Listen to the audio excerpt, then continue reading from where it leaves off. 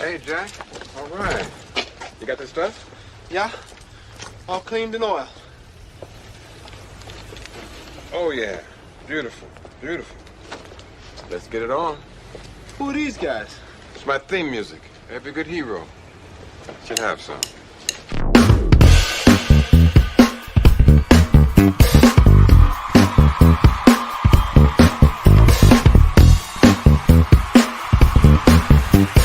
Live from Springfield, Missouri, the one, the only, Keith Green.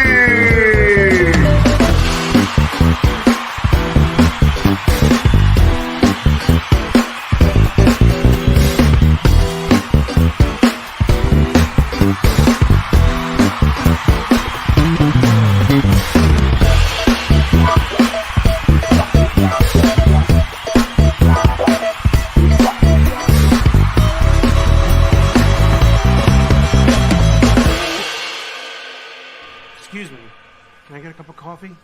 Black? Can't you see we talking? White? Good Thursday morning, everyone. Welcome to another edition of Morning Coffee with Keith, with his good buddy Martin. How are you, Martin? Oh, I'm fine. A little, with my voice a little strange because I had, God knows why, but here I am. Happy to be with you today, kid. As always. Well, I feel the same. Things are definitely going well, unless you're Paramount. And I'm going to start right at the very, very top. Okay. Wow. First of all, I'd like to thank Sil Abdul, who had me on his podcast yesterday. Hello, good morning, Sci-Fi Mombi. And we went over some of this, but there's been another new development since since being on Sil Abdul's show. So let us look right at it. You know, let me just start from how I started with him, and then go into some additional material. Okay? So, by now, many of you should know that Paramount Global is not doing so well. In fact, since Gary and I started Pop Culture Minefield, Paramount's problems have been one of those stories that have been very, very consistent over time. To the point where their stock has not done very well. Out of all the companies, and it's looking like everybody's having problems right now, Paramount Global seems to be doing the worst.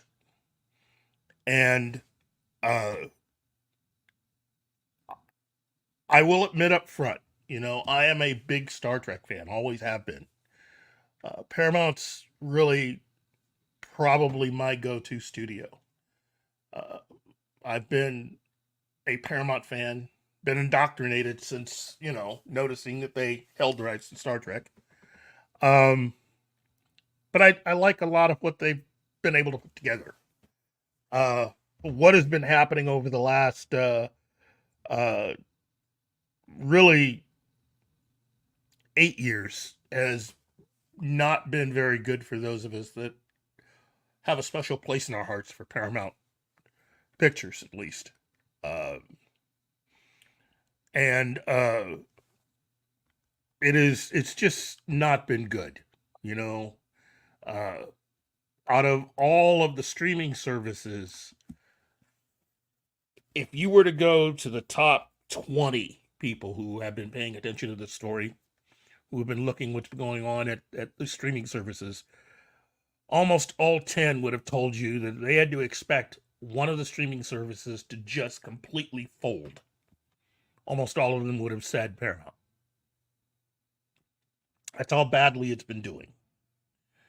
And at this point, you know, you're going to start seeing probably a lot more stuff in conjunction with this. The Sherry Redstone stuff has been going pretty much since I've been paying attention to it. Her part of the story is that she wanted to control her family's business. She thought she could run it. For a while, it looked like her father didn't believe in that, along with several other people that were a part of the company. One of whom was the former head of CBS, Les Moonves, who I think believed that if there was to be a big company formed by bringing CBS and Paramount back together, that he would probably be in the running to run that.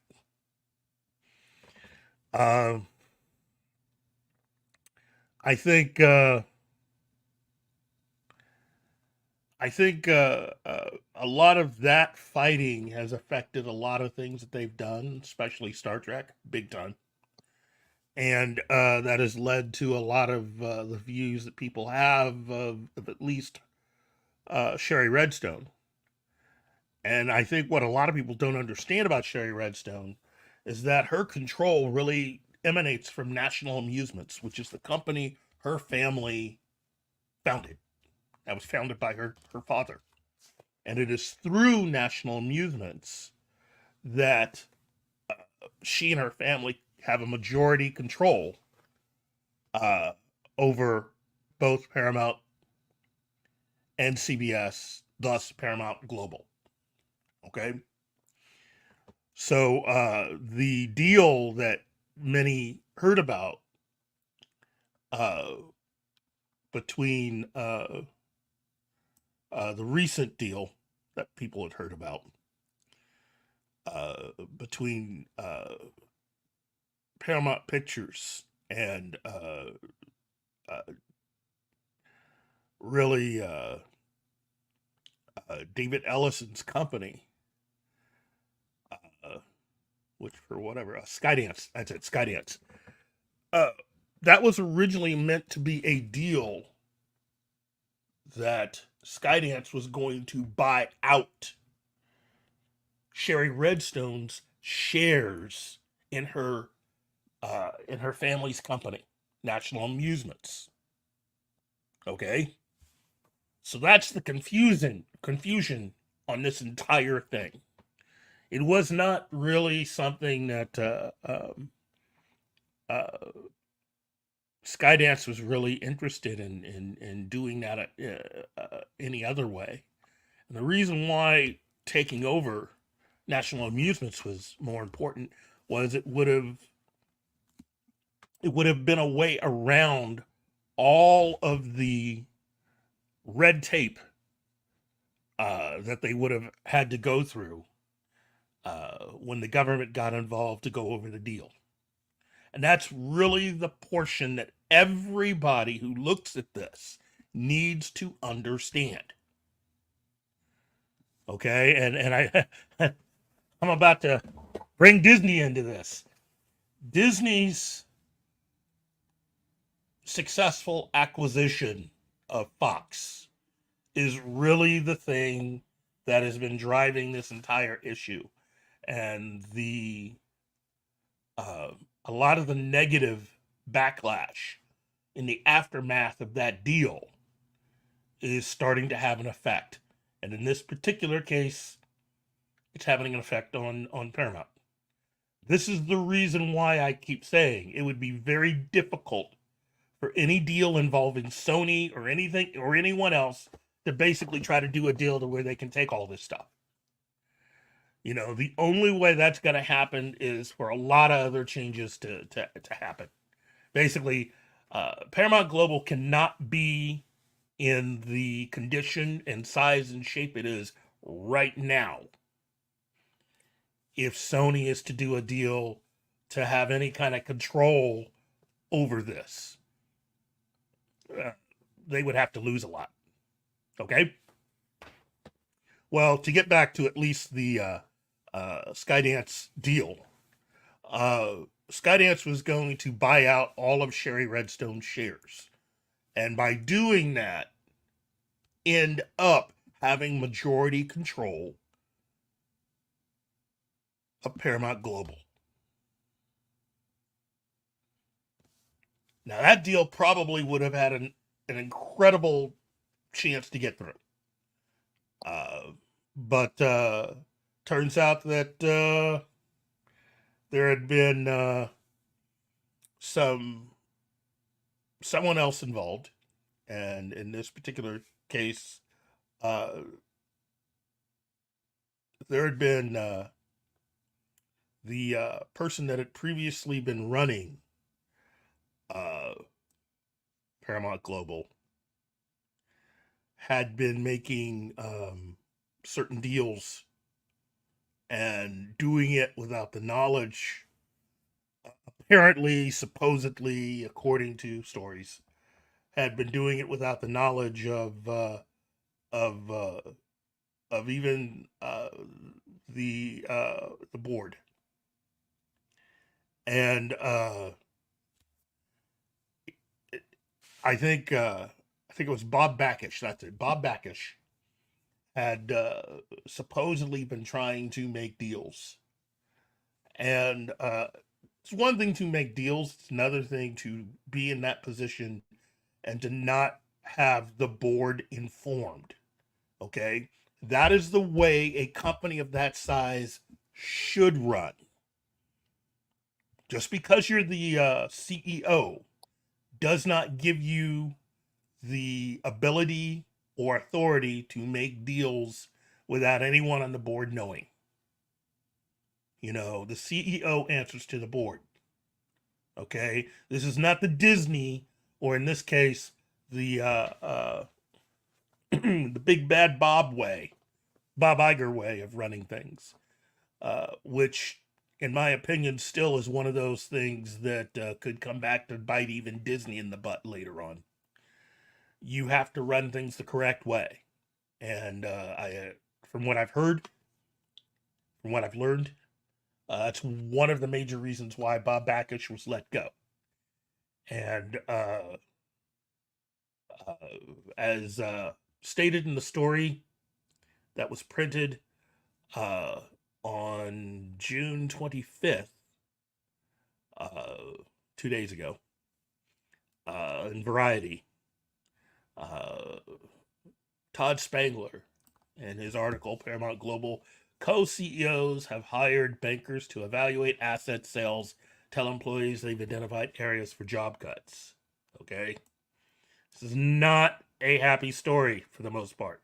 This is definitely a story where they are clearly trying to fix things that have gone wrong. But for a lot of the employees of Paramount Global, this could be some very trying times for them. But let's start in on the story. Paramount Global's trio of Before you go any deeper, let us acknowledge that Christian Delorme has sent us a super chat for $5 Canadian. So he says, "Bonjour, everybody. Let me buy you boys a coffee each. Cheers." Thank you, Christian. Thank you very much, Christian. First of all, I again, after all this time, I'm still amazed that anybody's listening, and let alone for someone to take time out of their busy lives and days to do that. I really appreciate that. Thank you very much. Do we have something? Oh, yes. To play? Yes, let's go ahead and do that. For that, you get the head, the tail, the whole damn thing. Thank you very, very, very much, Christian. And I hope you have a fantastic day. Seriously. You know what? We've had some other people jump in and have said some things while I've been rambling. So Wolverine 626 said, let's see, Peacock is another one. You are correct. After that was Cam's Crash Courses. Let's see. At Robot Shlomo. Hi. Oh. That's just internal stuff. Okay. Well, hello to everybody that has joined us. Wolverine 66 says Peacock sounds like the title of a gay drag show. Well, okay. Kingsport Cal, I awake from the dead every once in a while. Oh, wow. Joe's Atmosphere, what up to you? And here we go. Robot Shlomo.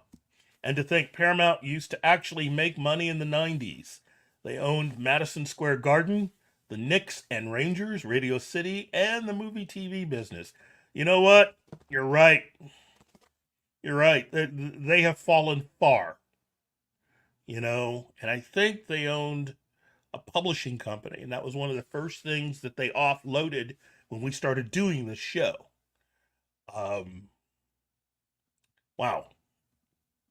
Let's see. Wolverine 626 says, the terrible thing is that job cups at Paramount won't be in the creative side. Kurtzman sticking around like herpes. You are correct. Kurtzman's going to escape with this one too. If there were any real justice, Kurtzman and his people would have been the first to let go because, again, Paramount Global is not making any money off of this. Star Trek is not contributing in any positive way to Paramount Global. You know, that's the head scratcher. So just from a business point of view, if I were running Paramount Global, I would have probably have done what David Ellison reportedly, supposedly had wanted to do, which was make it a point to get rid of J.J. Abrams and Alex Kurtzman and both their companies. Because Star Trek really is a major brand. And one of the three CEOs running everything, Brian Robbins, along with his predecessor at Paramount, both believed, as Sherry Redstone believed, that if treated the right way, Star Trek could help to bring Paramount back. It would not be the only thing, but it could be a major contributing factor to bringing Paramount back. And just think of it this way. If you're going to try to sell the whole thing, it's better to sell it when everything's doing better and not like this. So, let's see. D. Bud Martin says, let's see. I'm listening to, but I'm super busy and not looking at the chat. So sorry that I don't respond to any of you. That's all right, D. Bud. It's all right, my friend. Let's see. Now let's get to the article. Paramount Global's trio of co-CEOs provided an update Tuesday at a town hall for the company's more than 20,000 employees on where things stand with their plan to cut costs, boost revenue, and pare down debt after a potential merger with Skydance was called off. The three execs, George Cheeks, president and CEO of CBS, also the guy who pretty much is making the call about Alex Kurtzman, Chris McCarthy, president and CEO of Showtime MTV Entertainment Studios and Paramount Media Networks, and Brian Robbins, president and CEO of Paramount Pictures and Nickelodeon, were installed as co-CEOs after Bob Bakish's dismissal in late April. At the June 25th town hall, which kicked off at 10 a.m. Pacific at the Paramount Theater in the studio's lot in LA, the execs addressed a key topic of concern among the rank and file: layoffs and other measures aimed at achieving $500 million in analyzed costs, which the trio laid out at the June 4th annual shareholder meeting. According to the co-CEOs, since then they have made progress to eliminate duplicative duplicative job functions with work well which works well underway across corporate functions like legal and corporate marketing. Sources tell Variety. In their prepared remarks, however, the execs did not discuss timing of when mass layoffs might hit across the company or how large the cutbacks will be. During the Q&A portion of the town hall, the co-CEOs were asked if they had a timeline for job cuts, but they didn't provide one. As the trio of execs previously disclosed, Cheeks said the Paramount leaders are looking at selling certain Paramount-owned assets and said, in fact, we've already hired bankers to assist us in this process, and we'll use the process to help pay down debt and strengthen our balance sheet. He didn't itemize which Paramount Global assets may be on the block, but those could include BET Media, the VidCon Creator Trade Show Division, and the Paramount Pictures lot. The town hall meeting had originally been set for June 5th, but the co-CEOs rescheduled it for June 25th, citing ongoing speculation regarding potential M&A on June 11th. Sherry Redstone, Paramount Global's controlling shareholder, ended talks about merging the company with David Ellison's Skydance Media. Let's see. At this point, Redstone may still be looking to sell her stake in National Amusements Incorporated, which owns 77% of the voting shares in Paramount. Parties that have come forward to express interest in a deal for NAI have included ex-Warner Music and Seagram's boss Edgar Brofman Jr., together with Bain Capital, as well as producer and filmmaker Stephen Paul. At the beginning of the town hall, Robbins spoke about the ongoing M&A chatter. We'd like to take a moment to acknowledge the challenges of all the M&A speculation surrounding our company. We know what a difficult and disruptive period it has been, Robbins said, and while we cannot say that the noise will disappear, we are here today to lay out a go-forward plan that can set us up for success no matter what path the company chooses to go down. The co-CEOs have addressed the fact that Paramount's overall revenue grew by 13% between 2018 to 2023, while adjusted operating income declined 61% over the period. Let me be clear, a 61% decline in profits is simply unacceptable, McCarthy told employees. We need to act now to reverse this trend. So there's an entire article for you to go through when you get a chance, but I'm going to stop there and just say, look, once you start involving the bankers, things are about to get serious. And for a lot of companies that are experiencing problems, they've never really made it that far. Disney, Warner Brothers never had to include the bankers, at least not that they've revealed to us in the general public. But I have learned that it's never a good thing to include the bankers. Hello, Joe. How are you, buddy? I'm doing fantastic, brother. I worked last night, so I'm off today because I'm going to be doing some stuff with the debate tonight. So I figured I'd pop in and say hi this morning. Hey, it's always great having you on. And again, you are welcome anytime you want to jump on, my friend. I know. I'm just Martin can tell you I'm usually up really late on Wednesday nights when I do the late night video game stream, but I didn't do it last night, so I'm up having coffee and all that good stuff. So good to see you, Keith. Good to see you. Well, thank you. So what do you think? Joe? What do you think about this latest bit of news coming out of Paramount Global? Well, it's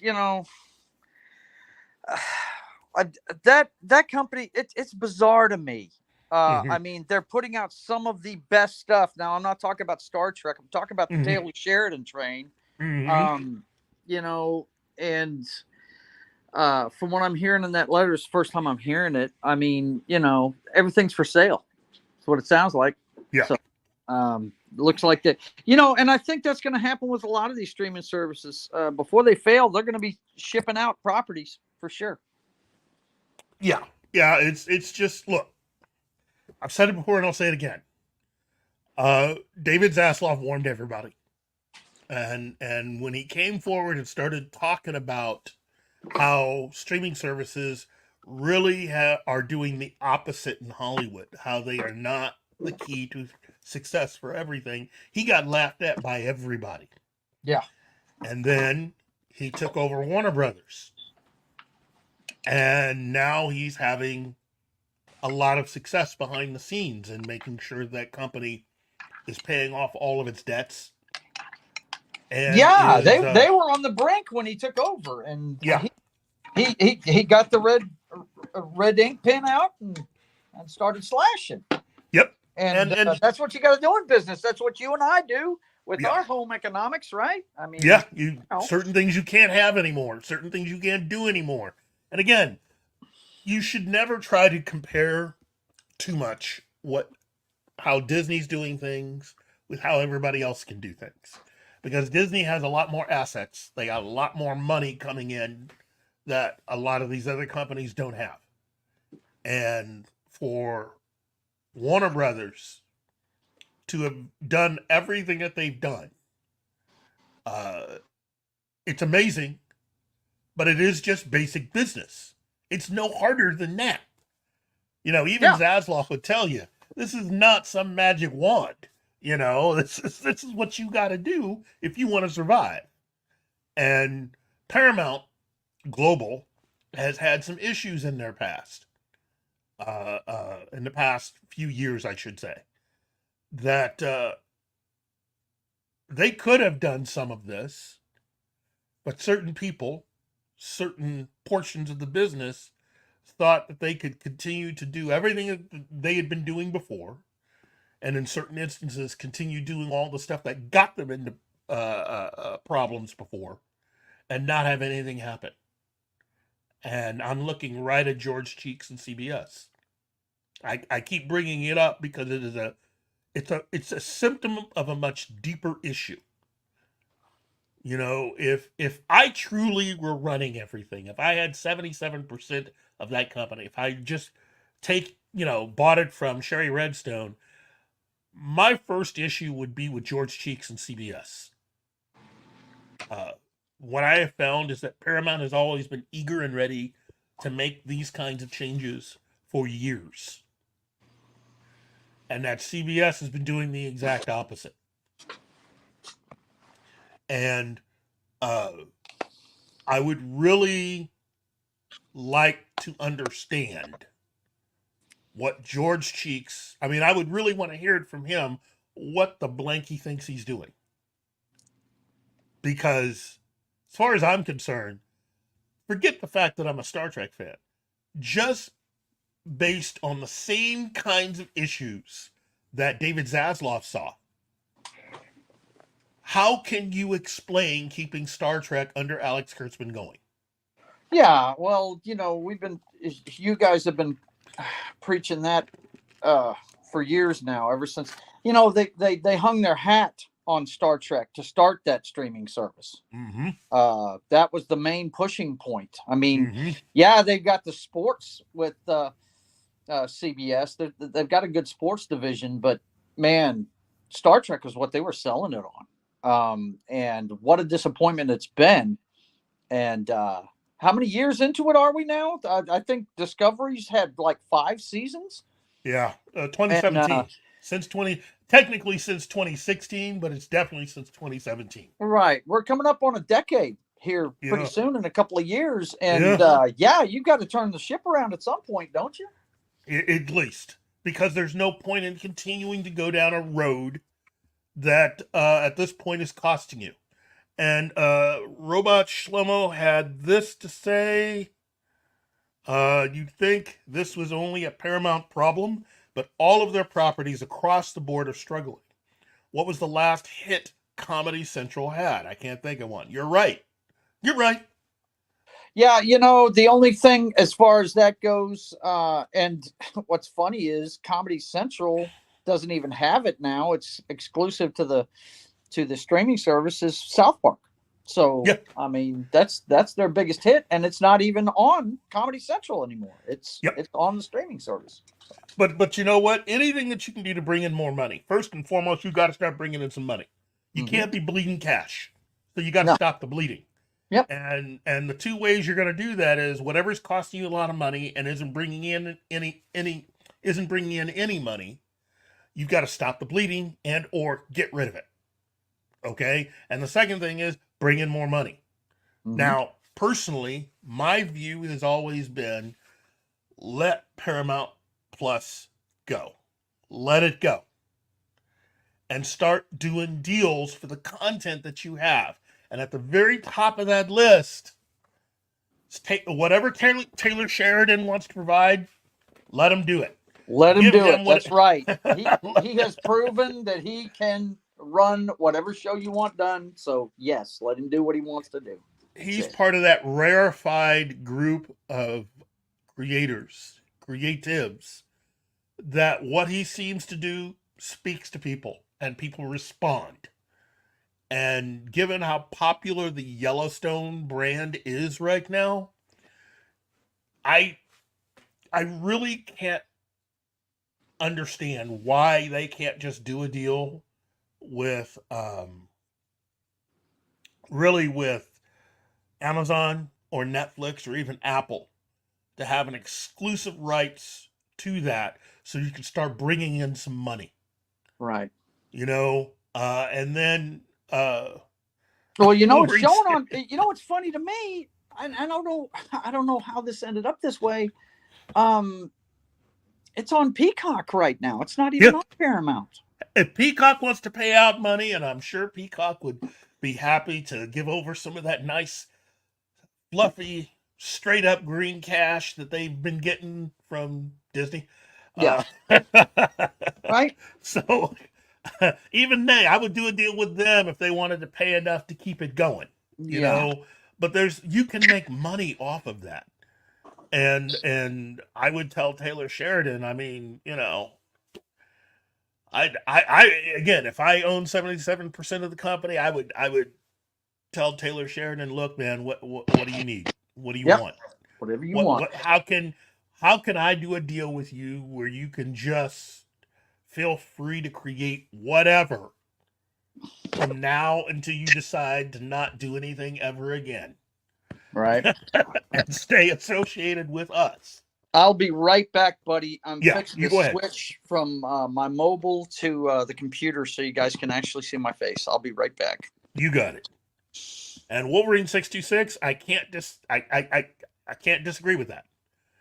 Again, now let me just put this out there, because I know there are probably Shinatsky, good one. They went from Star Trek to Star Trek. I get there are people that enjoy this Kurtzman Trek, and that's fine. You can enjoy it. If that's your jam and what he's doing speaks to you, that's fine. Wolverine 626, Beavis and Butthead, it's moving to Comedy Central instead of being at Paramount Plus original. That's what they should do.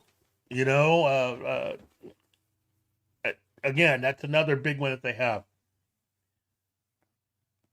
And Robot Shlomo says Wolverine 66, Star Trek is their most expensive series to produce. And that's the other thing. For the amount of money that it takes to produce Star Trek now, and they are not having the same kind of success that you're seeing with something like, say, House of the Dragon.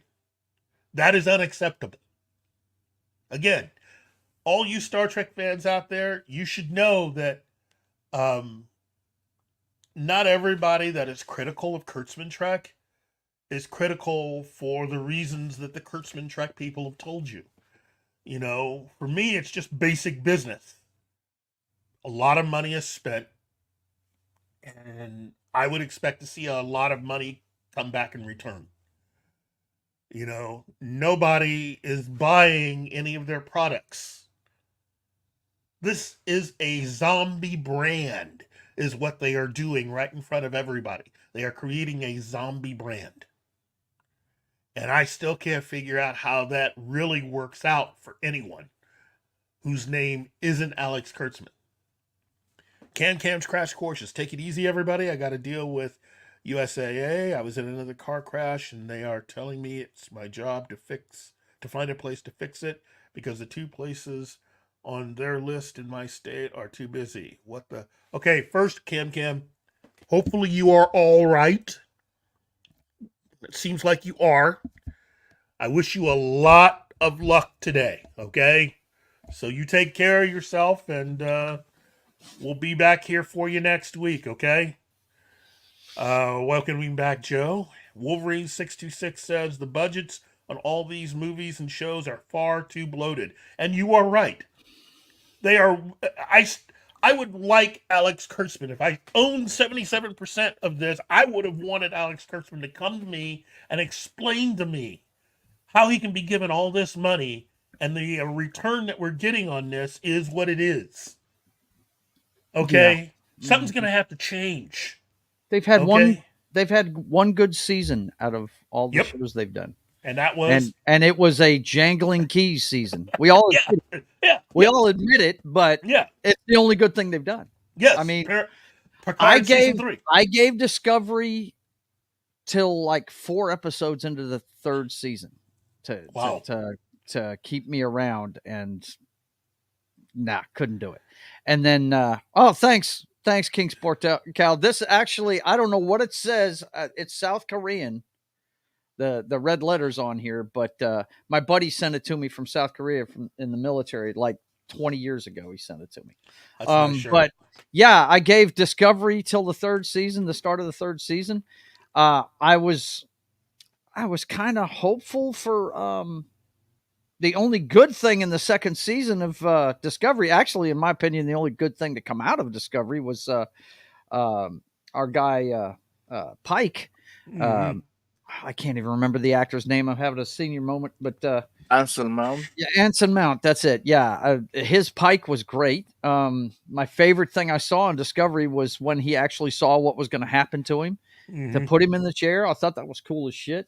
But other than that, I mean, a few of the episodes for Strange New Worlds were okay, but they're making it.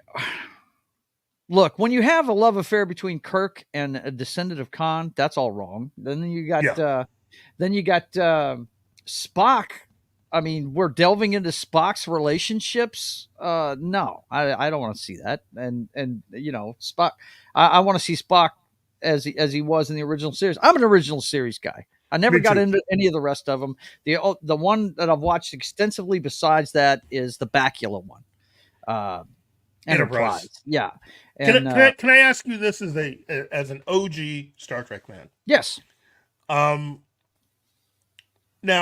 as you've articulated, you've not really gotten into a lot of the other shows that have been produced. Mm-mm. But do you find yourself, or at least in those intervening years between when you first became a fan and now, have you found yourself, did you find yourself buying a lot of stuff that was produced, buying a lot of the figures or shirts? Oh my God, man. When I was a kid, I had you had the push button transporter to spin, with the posable figures. Of course, everybody today knows about action figures. When you and I were kids, they were 12-inch posable figures and you could change their clothes and everything. I had all that. I had the Bridge of the Enterprise. I had all that shit, man. I wish I'd have known how much it was going to be worth. I would have never taken it out of a box, But as far as merchandise now, I wouldn't buy shit. Now I used to buy phasers and tricorders, all that stuff. Yeah, definitely. When I was a kid, I collected the hell out of it, and even into my adult years, you see Supergirl sitting right next to me in every show. I do collect some things, but not nearly to the extent. And they haven't sold me on anything I need to get either. Yeah. Okay. I did not like the Discovery. I thought that ship looked stupid. I really did. No, it makes for a real nice pizza cutter. Yeah, I was fixing to say that's what it looks like, right? But I guess my interest, because I used to, I mean, one of the things about this and Star Wars that they've forgotten is the hardware that us guys dig. I had the blueprints for the Enterprise. Yeah. I knew what was on every deck of that ship, and same thing with the Millennium Falcon and Star Destroyers and stuff. I mean, they used to sell schematics for this stuff. And I collected all that stuff, but they're getting away from that. And I don't understand it, man. Can you name a cool spaceship you've seen on one of these shows? I can't. I mean, the last time I saw a cool ship that blew me away was in Star Wars. I mean, the Star Trek. No, I take that back. The Next Generation ships were pretty cool. They had some cool ships on that show, but once again, they don't make that a focus. Yeah. If I were to name a cool ship from Bourbon Trek, it would have to be the Defiant. I love the Defiant. There's just something about that ship that I very cool love. Very cool. But and it has a great moment in one of the films. Yes. My favorite Next Generation film is First Contact, and when it comes when they show the opening of that thing had what I've always wanted to see, the entire fleet at war. And you see that thing flying across and everything, and it was very cool, man. It is really mystifying to me that Kurtzman Trek has been allowed to get to where it is for as long as it's been going. And while I agree with Robot Shlomo that it is like a teen drama, it's written like a teen drama. It actually, in actuality, is written slightly above the current writing level for the Acolyte. Right. It's just bad writing. Well, listen to yourself and what you're saying there. I mean, we first heard about it in Marvel. We don't want people that like the comic books writing anything in the shows. Yeah. And that's probably not something that just Disney does. Yeah. You know what I mean? These guys model each other. And, we're seeing Star Trek written by people that don't like Star Trek. It's a vehicle for their ideas. That's what it is. And if I own 77%, I would ask that everybody that is currently working on this stuff through Kurtzman Trek, I would tell them, look, if you want to continue to go down this road, that's fine. But I got to see something. Yeah. A lot of money's being invested and I'm not seeing anything. Yeah. I want to see something. Mm-hmm. Now, if you want to appease me to stay a little longer, then we're going to make one major change, which is we are going to start pushing that this is a different universe and take it out of so-called keep it away from OG Star Trek. Right. If they're willing to go down that road, then I would tell Strange New Worlds writers that go crazy. Right. I free you from anything in the future, and you can just do whatever you want. But I would ask that you at least concentrate on making these stories better, and try to hire people that have actually worked on science fiction, rather than people who have, resumes doing things outside of science fiction. And no more trying to use Buffy the Vampire Slayer as any way of trying to do your show. Don't do that again. No. Go back. Look, the blueprint is there. Yes. And if they want it, look, I don't know if you saw not too long ago, our good friend Christopher Moonlight Productions was on. He was on one of my Wednesday shows. Mm-hmm. And we were talking Acolyte. He said, well, as somebody that's worked in that industry, a lot of this stuff, and I'm starting to believe him. He said, a lot of this stuff looks like money laundering to me. He says, when you look at the Acolyte, that thing's supposed to cost $180 million. Where's it at? Yeah. And It sounds like they're just using this stuff. First of all, we know about the DEI push. That's part of it. But some of what he was talking about could be happening too. It could just be a money washing thing. But they're failing at Paramount at doing it. That's for damn sure. So it is just, it's unacceptable to any Star Trek fans and to new fans. It's really unfair to anyone that has become a fan of this stuff, because you're coming in and loving it. And again, as I said earlier, if this is your jam, I'm happy for you. I am. Yeah. But I don't want to poo-poo on anybody's parade, whatever. That's right. That's great, But for the OG fans, that even the next generation fans from the 90s, we had an episodic television show about basically the Navy in space. It's the crew of a military ship, and exploring the universe. And I knew there was going to be a problem when they started Discovery and they made it to where it was an ongoing drama. In other words, you had to watch the episode before it. I said, wait a minute. No, all the episodes, if you watch all the episodes of the original Trek, there's only one 2-parter. They took the pilot stuff and made it into a 2-parter called The Menagerie. That was the only one. Everything else was a standalone story. You could watch any of one of these and understand what was going on. And they need to, the template's there. They just need to get back to it. They don't want to. If they did, they'd have done it by now. So. And again, I'd like to believe that at least there are still some people somewhere within Paramount Global that are still fans outside of just even Brian Robbins himself. I would like to believe there are some fans, and that for whatever reason, the things just haven't worked out. But we are now reaching a point to where the bankers have been called, and really, it's like Baron Mordo for the MCU.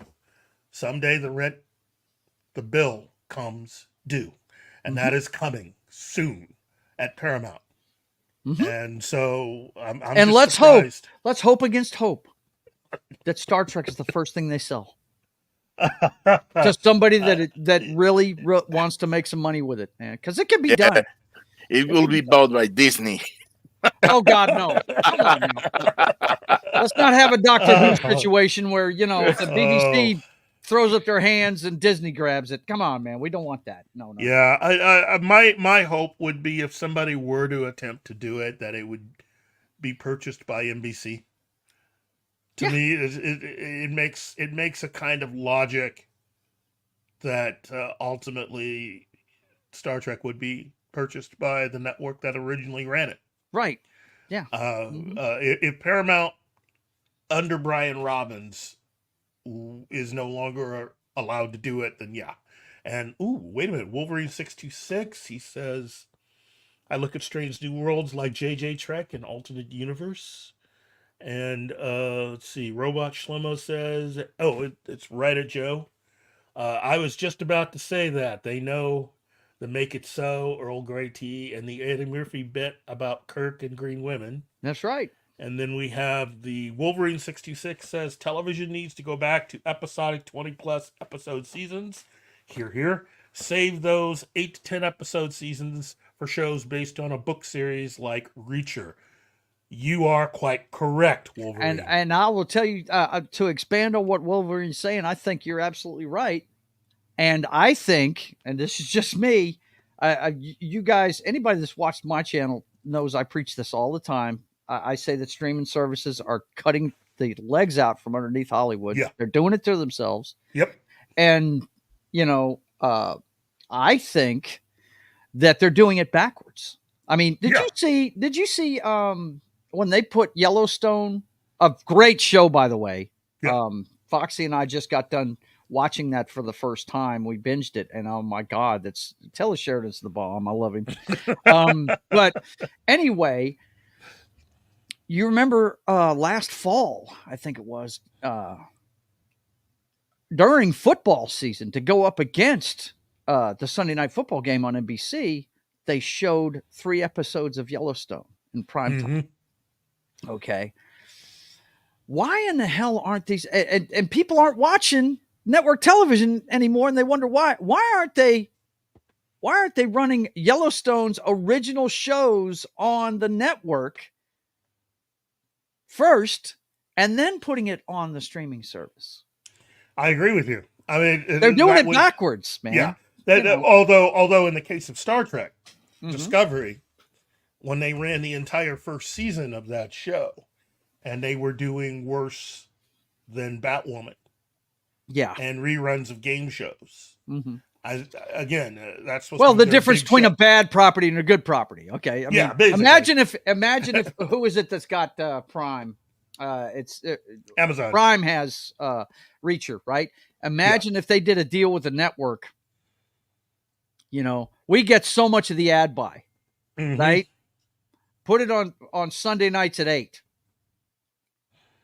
Wow. Imagine how much money they make off of ads, and then put it on the streaming surface. Reacher's the kind of show that you could easily have either on, if we're going to do network, you could easily have it on either CBS or NBC.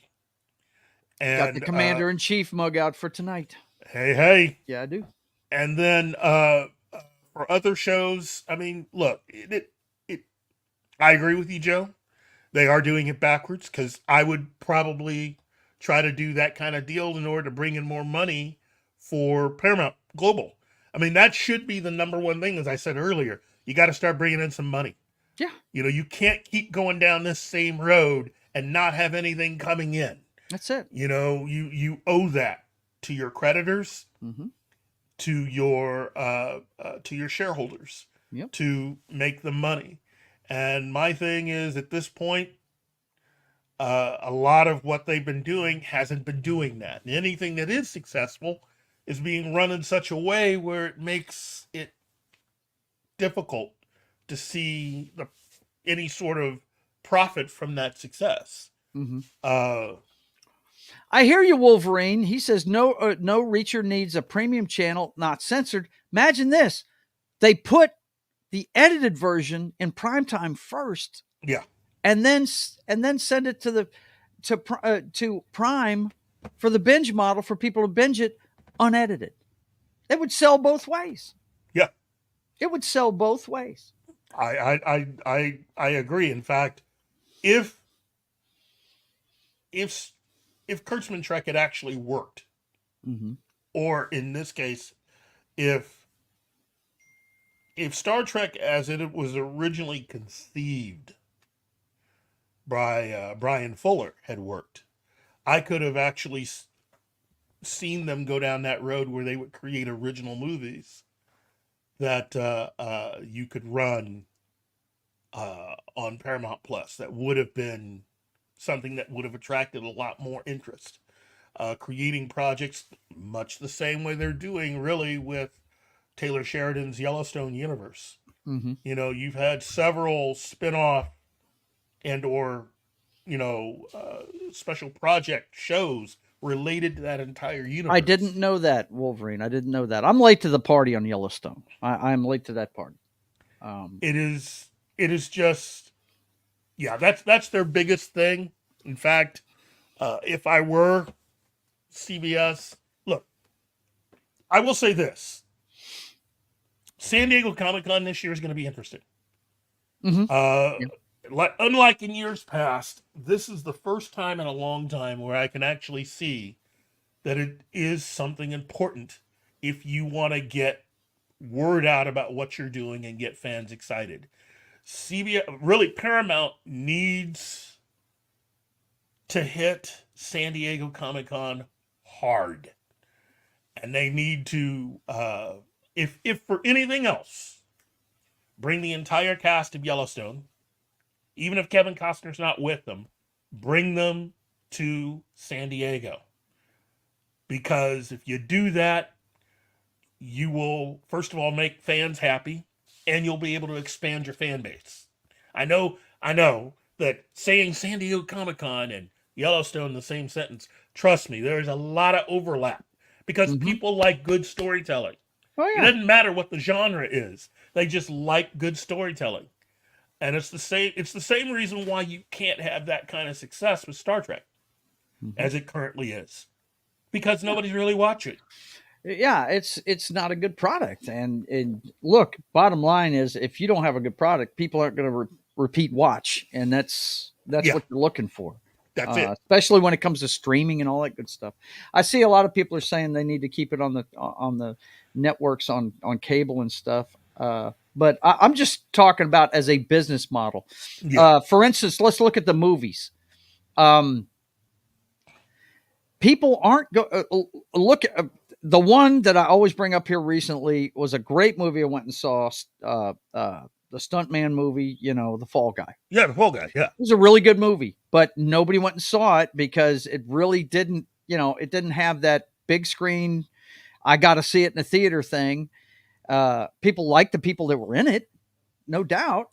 But people didn't feel like they needed to unass a bunch of cash when it's going to be on a streaming service in 45 days. Yeah. They've got to rethink that model, man. They've got to, and Warner, actually, I don't think Zaslav was there yet. But yeah, that year that they friggin' said we're going to release it simultaneously. Yeah, he wasn't there. He wasn't there for that. In fact, that was one of the dumbest moves ever. That was the first domino to fall, really, because Disney started doing the same thing. And friggin' what they need to do, and you remember these, I know Martin does too, the second run theaters, you're missing a lot of money with these movies. I mean, when DVDs first came around, first of all, let's look at the evolution. VHS tapes, it was 3 years before something came out on VHS. Mm-hmm. By the time DVDs came around, it was about 6 months. Yep. Before it came out on DVD. It didn't hit cable for a year. You had to wait a year to see that movie. Yep. If you wanted to wait and not buy it, right? Yeah. And now, 45 days. So why do I need to go to the theater? Tell me again why I need to go to the theater when I can sit here at home and just wait 45 days, a month and a half to watch it. They need to extend that date. They need to say, hey, you're not going to see this for 6 months. You know what I mean? There needs to be a move to, first of all, make nice with the theaters, because you do need the movie theaters. In fact, what I would do is, if I were running, again, Paramount Global, I would have, I would do a theatrical run of any of Taylor Sheridan's next big ideas and just premiere like the first 2 episodes in a theater. And help theaters that way of saying thank you, because they are important to the process. And they're important to fans. Yep. I think everybody should be attempting to do stuff like that to help the theaters out, because they really do need them more than you think. I'm going to see Horizon Sunday. I can tell you that right now. I'm going to see it. But just Costner on the back of a horse, I'm there. No problem. just to wrap this portion up. I think it's safe to say that Paramount does have a lot of choices, but at this point, a lot of those choices don't seem to be on the docket. So they're going to take the hard way. They're going to take the painful road, and that's fine. Eventually, it's going to get them to where they need to be. But as we've on this show, on this episode, have tried to do, is we've tried to help them not make it as painful. There's no reason to have death by 1,000 cuts. Yep. If you could just take a side road. Wolverine's last comment was good. I like that. Okay, let's put that up. Putting TV shows on streaming the next day after airing on TV is a good model. Traditional linear TV is a dying model. If they want to bring their networks back commercially, that's what they need to do there. And again, we need to have appointment TV. We need to, personally, I believed that they should be investing in having a big event miniseries for network television. And again, it used to be that with network TV, every year they would have 2 major event miniseries for every network at its height Every network had at least Absolutely, two that they man. ran. And so, given what's being spent on shows like, House of the Dragon and other big shows, you could afford to actually do one major event, network style, on any of the network television networks. You Mm-hmm. could afford to do that on ABC. You could afford to do that on CBS or NBC or even Fox. You just got to choose something that people want to see. Mm-hmm. And you have to make a big deal out of it. And I think if you start doing something like that, I think you could help network television out. Now, is it going to reverse the fact that, you've raised an entire generation to look at their phones or to go elsewhere? No, that's not gonna really reverse that. But what you're doing is you're turning broadcast television into the one place where you can at least see, for now, get used to seeing a lot of live sporting events. Mm-hmm. And trust me, that's only for now. Um, Yeah, look, there. Let me tell you something, man. People that I have a friend that I stream with every week. His name is Knock. We do a football show every season. You guys know this, and he's the guy that pays for that Sunday ticket every year, which is like $250 or something like that. Mm-hmm. And now all of a sudden, Prime has games exclusive to them. Mm-hmm. I think coming up, Netflix is going to have games exclusive to them. And they're not going to be on the Sunday ticket. And the selling point of the Sunday ticket is you see your team no matter what, no matter where it's being shown. Yep. And they're up in arms about it, man. I think there's actually a class action lawsuit being filed against the NFL for it. And we'll see how that goes. But yeah, they're continuing to pluck these sports properties and put them behind a paywall. I mean, ESPN's been doing it for a while. Yeah. You have to have their channel, which I refuse to buy the Communist News Network. Excuse me, ESPN. But when you get the Disney deal, you get ESPN2, or not ESPN2, but ESPN Plus. All of these things are pluses, But all that's good for is like the 30 and 30 replays. That's a good series that they have. Yeah, because it's made by actual filmmakers, But look, what is this, Ariel? But anyway, yeah, more and more the sports is going behind a paywall. You're seeing it more and more, and I remember, and you remember this too. I know. I don't know if you're a boxing fan or not, but that's used to be my second favorite sport. I was a big Ali fan when I was a kid, and they played the fight. Pay-per-view back then was going to an arena and watching it on a big screen on closed circuit television. That's what they called it, was closed circuit television.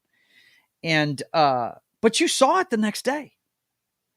It was on Wide World of Sports the next day. On Sunday afternoon, you could see the fight between Joe Frazier and Muhammad Ali, But people wanted to see it right when it happened.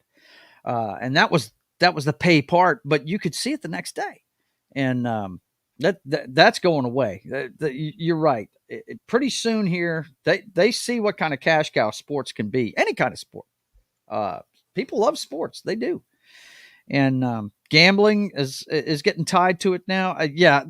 That's a whole different subject. I don't want to go off on a rant, but yeah, you're absolutely right. It's going the way of the premium stuff. And I hate to see it. Because, if you want people to pay the money to go to your stadium and see a product, you got to put it out there for free to bait them, to get them to come, Yeah, that means you need to do something.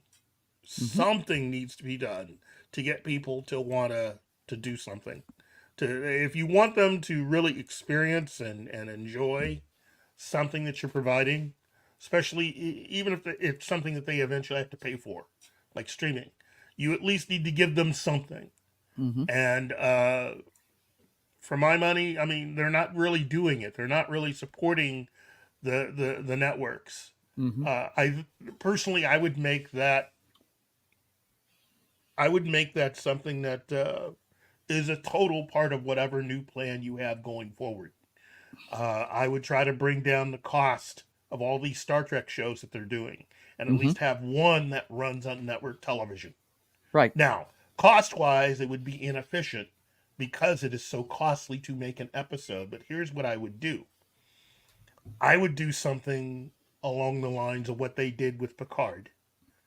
In so much as that I would have an event that I would have its debut on CBS. And it could be an original miniseries and or 2-night film where each episode would be 2 hours, part 1, part 2. Yeah. And I would have, say, like the characters of Strange New Worlds go off and do something. And then have the unrestricted version to be shown on Paramount Plus. So all of the additional scenes, stuff that you didn't include in the network television version, and I would do it that way. And hopefully that would lead to people liking that show more. Although under the way it's currently done, I don't think anything could really be done to improve the number of people that watch that show. I think they've reached maximum on that. Yeah. Because of the way it's written. Yeah, you've got to change the model there, man. You need some people that love the subject matter to write it. Brian Fuller. you need more people like Brian Fuller. Yeah. And to me, and what did I hear? His next project is like a sequel that we don't even need. Enemy Mine. He's doing a sequel to Enemy Mine, or not a sequel, but a remake. Come on, man. First of all, there's certain movies don't need to be remade. That movie's perfect. There's no way to improve it.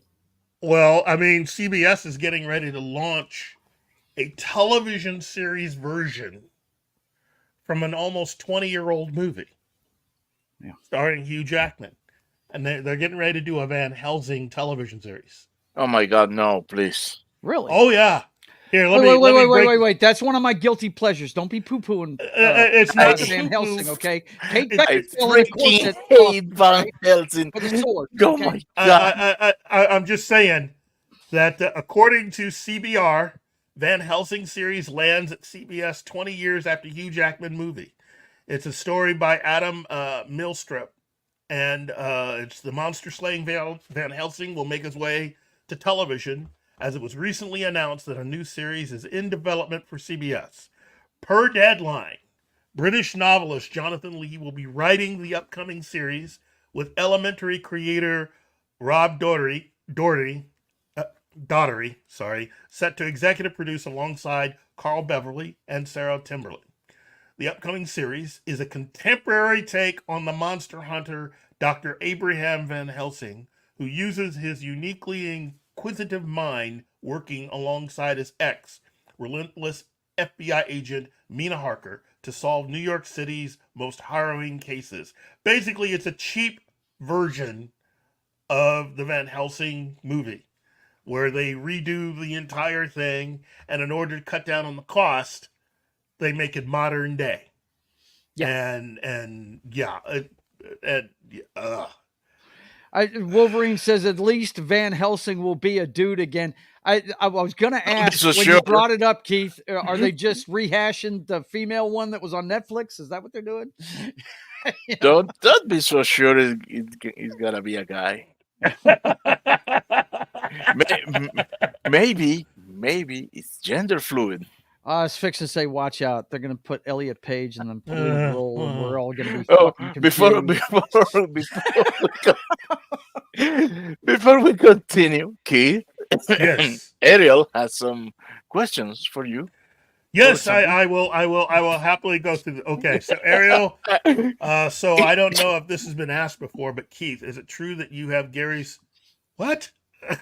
Read before.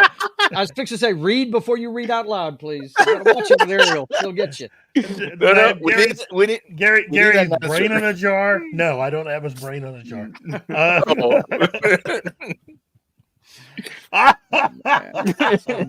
That's you know what? That's a question really for his girlfriend. So, Ariel, if you're willing to ask her, look, I'm just a geek that loves geek stuff, comics, movies, TV shows.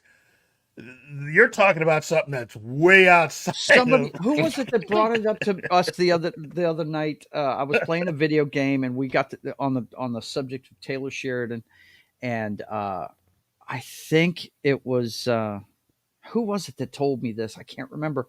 I had a bunch of people on, but one of them said, "You know what comic book property Taylor Sheridan needs to write and produce?" I said, "What's that?" And they said, "Jonah Hex. Imagine if he got that property." Oh my goodness! Why didn't I think of that? I was like, "Whoa!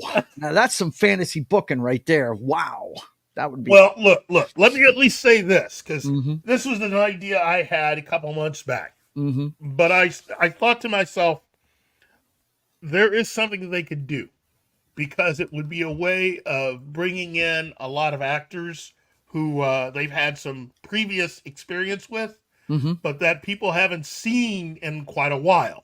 Okay. So my idea was, look, what you have are Warner Brothers has had a lot of success, a lot more success with DC than they've been given credit for.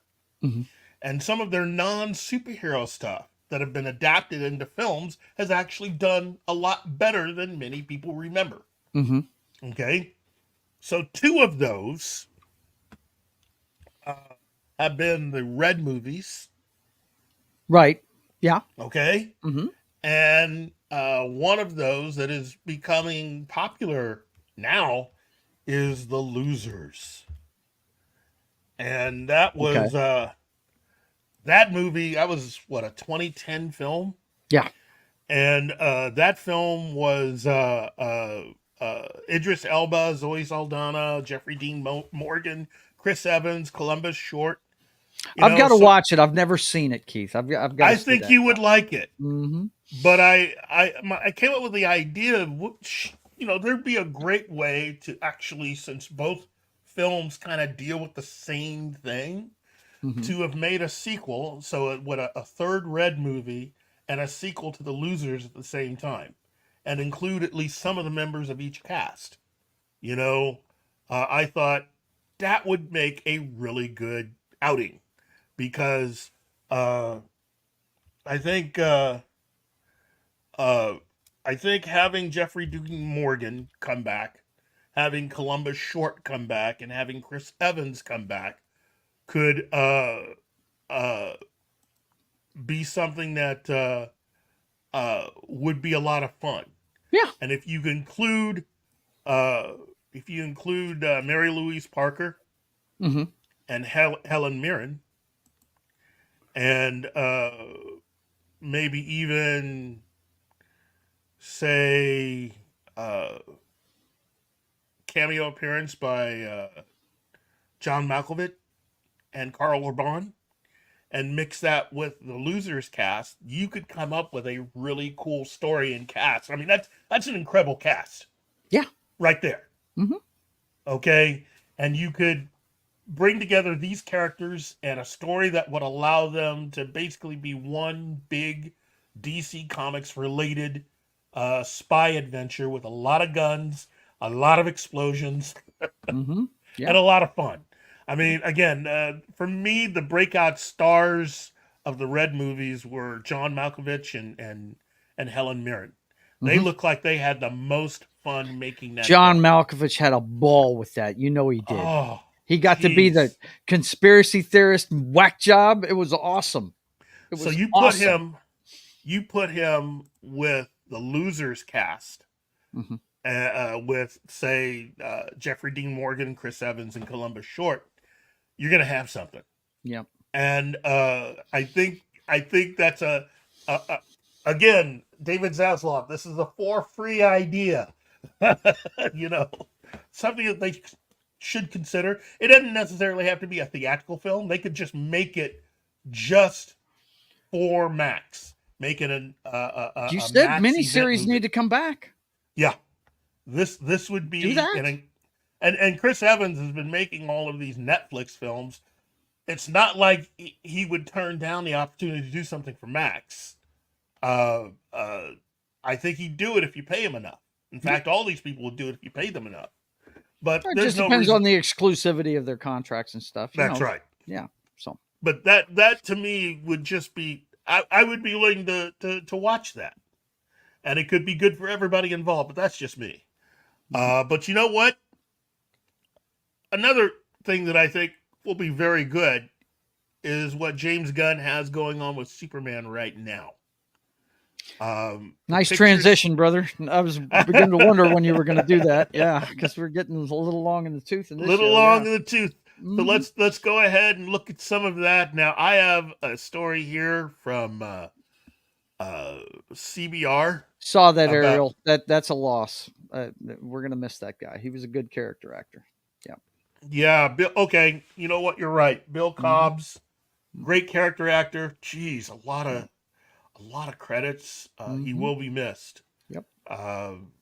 Seeing him on the screen with anything was incredible. Mm-hmm. Personally, I think he should have done a lot more, but that's just me. Right. But You already let's got the see. pictures, or you want me to pull them up? Yeah, you can go ahead and pull those up. Okay. Pictures of what? Superman. Oh, I got an. Well, I got two of You them. got 'em? Okay. Yeah. Go ahead, man. Go ahead. Post whatever. Mhm. Post whatever, and we will Man, react. to those. something curious about that. Okay. Yesterday, I could find a plethora, yes, of those pictures. Today, I used the same prompt on the same search engines, and man, did I suffer to find two. Really? Wow. Yep. So they're being scrubbed. They're not trying to keep things on there for too long. Oh Okay. my goodness. And this is the best one. Okay, so what we have here is David Cornsweet in a really good picture, not the best, but a really good picture of the full uniform. Mm-hmm. This really does look like the new 52 suit. Yeah. I would say it's a good picture of a bad suit. Well, here's my thing. Look, It's man, obvious look from at the these torso. pictures he doesn't fit in it. It's bigger than he Yeah. is. That is one Yeah. for that's one thing. And yeah. and the suit, man, I don't know. It the suit doesn't goes with itself. The upper part do not goes with the trunks and do not go with the pants. It's designed by three different people who never talk to each other. Well, I got to Look. tell you, from the neck up, he's got a Look. great profile for Clark and Superman. He does. He's got the look in his face. He's got Yes. the crimson chin and all that good stuff. He's got all that going for him. The S curl looks good on him and everything. But look at the picture on the left, just below the Superman symbol. You Yeah. can tell that that's wrinkling because his body is way inside of it. That I would imagine when this hits the screen, that suit is going to be CGI'd to hell and back, is what it looks like to me.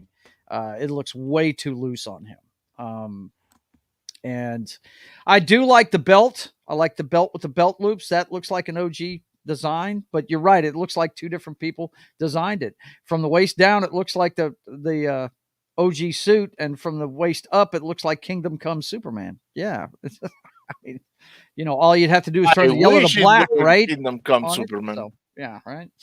So, Well,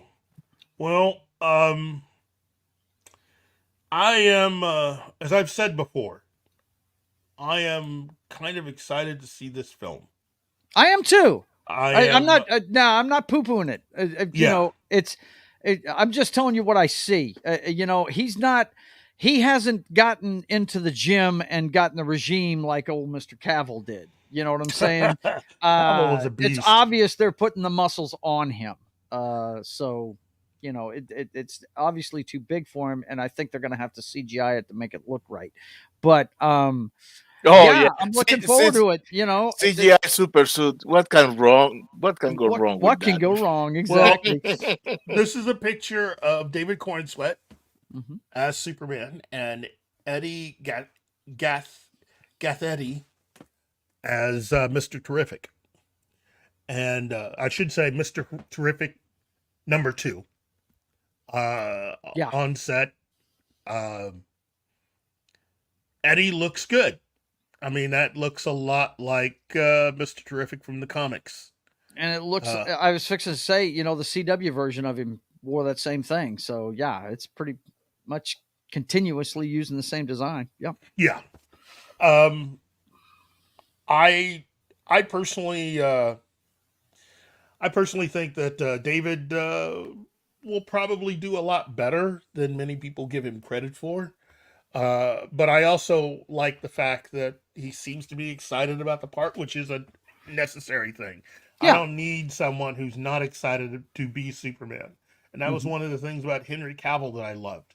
He was very excited. He knew the magnitude of what he was stepping into. And Ariel, you're right.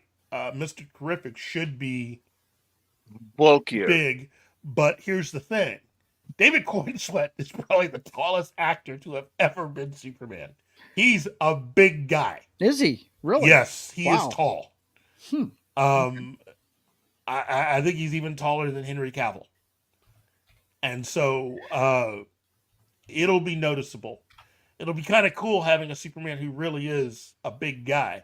Personally, I wish he had the same regiment that Henry Cavill had in working out, but this is where we are. I'm willing to go with what they have. And again, I'm anxious to see what this is going to look like once they get everything together. Personally, I would like to see something, but we're going to probably have to wait until San Diego in a few weeks to see anything. I don't think they'll be done in Ohio.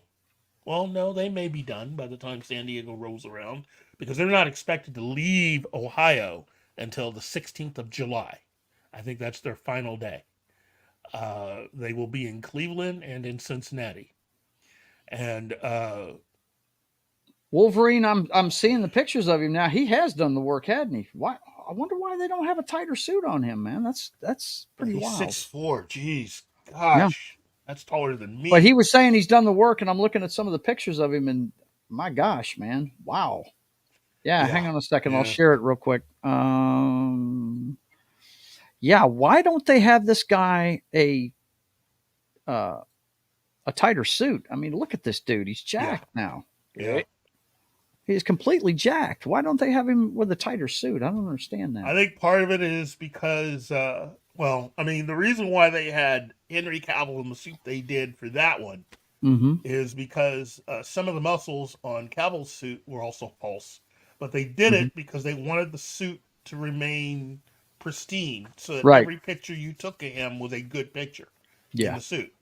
Versus how they have this suit where it looks like because they don't, because they try to make room, and I think what they're doing is they're trying to make room for a lot of the harnesses and other things that they're going to have. Is that what it is? Okay. I think so. Wow. I think so. I hope so, and for their sake. Because if this is it, if this is how he's going to appear for the entire film, I feel bad for them because that's a slight miscalculation. They can't. Yeah. They've got to tighten that up, and I'm sure maybe some of those lines we're seeing in it are guides for the CGI. Who knows? I don't know. I just want to see Ma Kent doing those lines in the fabric when she's sewing off his suit. Yeah. God damn it! I hate that suit. To me, I was not one of those. Love the shield. I was not one of those people that hated the new 52 suit, but I do agree that in reality, how do you hide that collar under anything? Best version of Supergirl. I'm hoping that that's the version that they have for the upcoming movie. Now, she is also going to make a cameo appearance in this movie. And Millie Adcock's playing her. Yep. Or Millie, I think, is going to do Millie Alcock's going to do a fantastic job. Yep. And I like the fact that they're going to play into something that I have been saying for the longest time, which is play up the fact, first of all, that she is the elder of the two. And hopefully with the movie, with her own movie, they'll play up the fact that, she has a lot of residual mental stuff left over from having survived a place that no longer exists. You know, Cal had an easier time adjusting because he has no memory of his planet. Right. In the comic books, if you've read it, I'm a big Supergirl fan. You guys know this. She is one pissed off teenager because she remembers Krypton. She remembers what it was like, and she's pissed off that it's gone. Yes. Yeah. She's a survivor much different of a person massive than Superman. event, and he doesn't have that same baggage. He has no baggage really, and so that gives her an edge. He's Kryptonian physically alone. Yes. He's human in the mind. You know, he was raised by humans. You know, that's just all there is to it. I got to tell you, I'm with you on being excited to see this movie because the Gunverse or whatever they want to call it, everything's riding on this. Yes. Everything is riding. Everything is on this. If this shits the bed, it's over before it even starts. Well, the good news will be for J.J. Abrams and his acolytes. If this shits the bed, that gives them the ability to come along and because they got projects waiting. In fact, from what I've heard, that is really the holdup for the Batman 2, which is whether or not this movie is going to be any good. If that's Elseworlds, though. I know, but that's what I'm hearing. Personally, I think they're looking for a reason to announce the cutting of the budget because, again, that movie, there's too much money in that film, the Batman. And for what little you were able to see and what we got in terms of writing, if you're spending more than the movie Joker and you end up making less than the movie Joker, there needs to be an adjustment made. A big adjustment because Joker has earned in its sequel having a lot of money thrown at it versus the Batman, which comparatively didn't. So, he's a fan of the character. I wonder why. He's a fan of Gunn is a fan of Superman. So here's my deal. I've enjoyed. I'm giving him the benefit of the doubt because I've enjoyed everything this guy has done. I have enjoyed everything he's done, and you can say stuff about how he got fired from Disney years ago and blah blah blah and all this other stuff, and he's and all that. I judge him by the work that he's put out, and he's put out some great stuff. And the only thing that worries me, that's on the plus side. On the negative side, the thing that worries me is every time I turn around, they're adding a different character to this cast. And I'm worried that it's going to go the way of Dawn of Justice and too much in one movie, if you understand what I'm saying. I do. Kind of like the problem that Spider-Man 3 had when Raimi did it. They shoved too much into one movie. That's what I'm worried about with this one. That's my concern. I concede that, but I also can understand what he's doing. First of all, let me answer this from Ariel Bellette. Do you guys think they'll ever come out with a new Justice League series being either animated or live action? And my answer is yes. In fact, that's a part of what this film is. If you remember, I said earlier that they're filming in both Cleveland and in Cincinnati. Well, the reason why they're filming in Cincinnati is they're going to use the train station there. That will be the Hall of Justice. Okay. But from what I'm able to gather, the Hall of Justice will actually be the home of the Justice Society and not the Justice League. Because in this movie, first of all, for this whole new universe, they've yet to cast Wonder Woman and Batman. And I think the understanding is that they don't want to rush that. They want to take their time with those castings. So what they're doing is they're trying to create this living and breathing universe. And in doing that, since the Justice Society was a group that for many decades had been the predominant group that had kept people safe, that the Justice League was meant to be the new version of that. And that part of the story for this movie is to cover why Justice League will eventually come into being and why it is necessary. And I think it's a really cool idea. if they can execute it. But a living, breathing universe that if this were a reality, given the sheer number of heroes just in the DC pantheon of heroes that they have, yeah, there should be superheroes every place. That should be everywhere if you really think about it. Yeah. Well, But, you understand what I'm saying. My concern is that they put too much into one movie. Yeah, I agree with you because it distracts from time that you could spend in character development in other places. Right. And I get that, you know, but I also am a firm believer that, you know, you can't completely use the Marvel method and expect the same kind of success because there are two things that Marvel had going for it that you cannot do with DC. One is that DC, and again, I'm gonna say this right out here. For a lot of you Marvel people, you need to understand that DC, for the longest time, for a majority of its existence, was actually more popular with Hollywood, the entertainment industry, and the American public than Marvel was. Well, and yeah. In fact, when you compare DC's so-called Big Three to what is the Trinity historically the Big Three from Marvel, I'm not talking Iron Man, no, Captain America, and we're Thor. talking the properties they sold beforehand, right? Yeah, well, we're talking Captain America, the Submariner, and the Human Torch are their original Big Three. That's the original, yeah. And they are also the oldest characters in Marvel. Because when I say Marvel Comics, and a lot of you out there hear me say that, the character that first probably popped into your head, or a majority of you younger Marvel fans' heads, those characters didn't come along until the 60s. They think of this. Yeah, they think he didn't come around till 1962, folks. Yep. Fantastic Four, not until the 60s. In other words, they didn't come along until Marvel's second wave, of which Stan Lee was the creative director of that.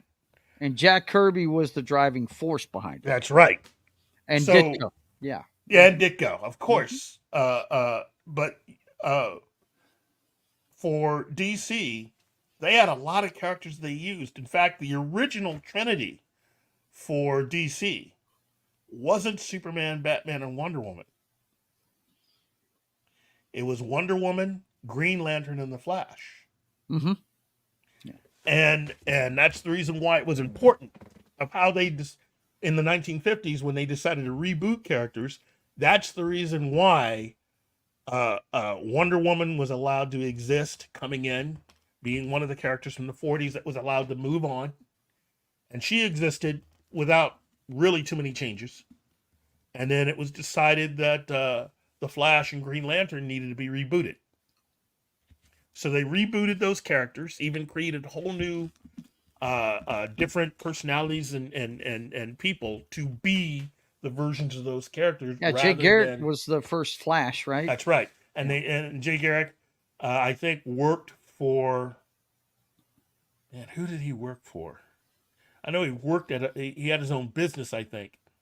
And so when they rebooted The Flash, they made him Barry Allen, who actually worked for the police department. Completely different origin. Completely different, and different cities, too. Yep. I think The Flash was in a version of New York City versus Coast City, which is based on Athens, Ohio, which is a quote-unquote town in the... I thought Barry Allen was in Central City.